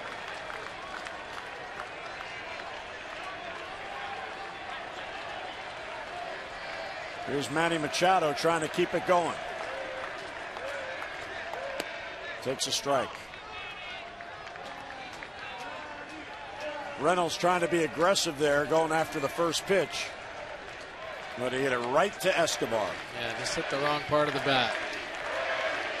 The bottom half instead of the top half instead of the bottom. Swing and a miss at a big off-speed pitch. Breaking ball. 0-2 on Machado.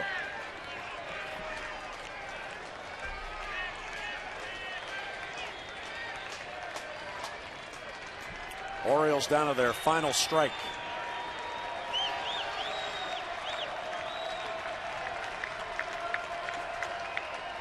Yeah, Machado's down on strikes and the ball game is over. And the Blue Jays rally back to split this doubleheader as Casey Janssen got himself into a jam but got himself out of the jam. And the grand slam by Aaron Sebia in the 7th inning. The backbreaker in this game. We hope you can join us tomorrow. More O's action. Game 3 of the 4-game series against Toronto. Joe Saunders for the O's, Aaron Laffey for the Jays. Our coverage on Masson 2 begins at 6:30. With O's Extra presented by Jeep, and then game coverage at 7 o'clock. For Mike Bordick and our entire hardworking crew, Jim Hunter, thanks so much for joining us, everybody. Blue Jays win the back game 9-5 after the Orioles won the opener 4-1. Tonight's telecast and Masson presentation, Tom and Rick, O's Extra comes your way right now.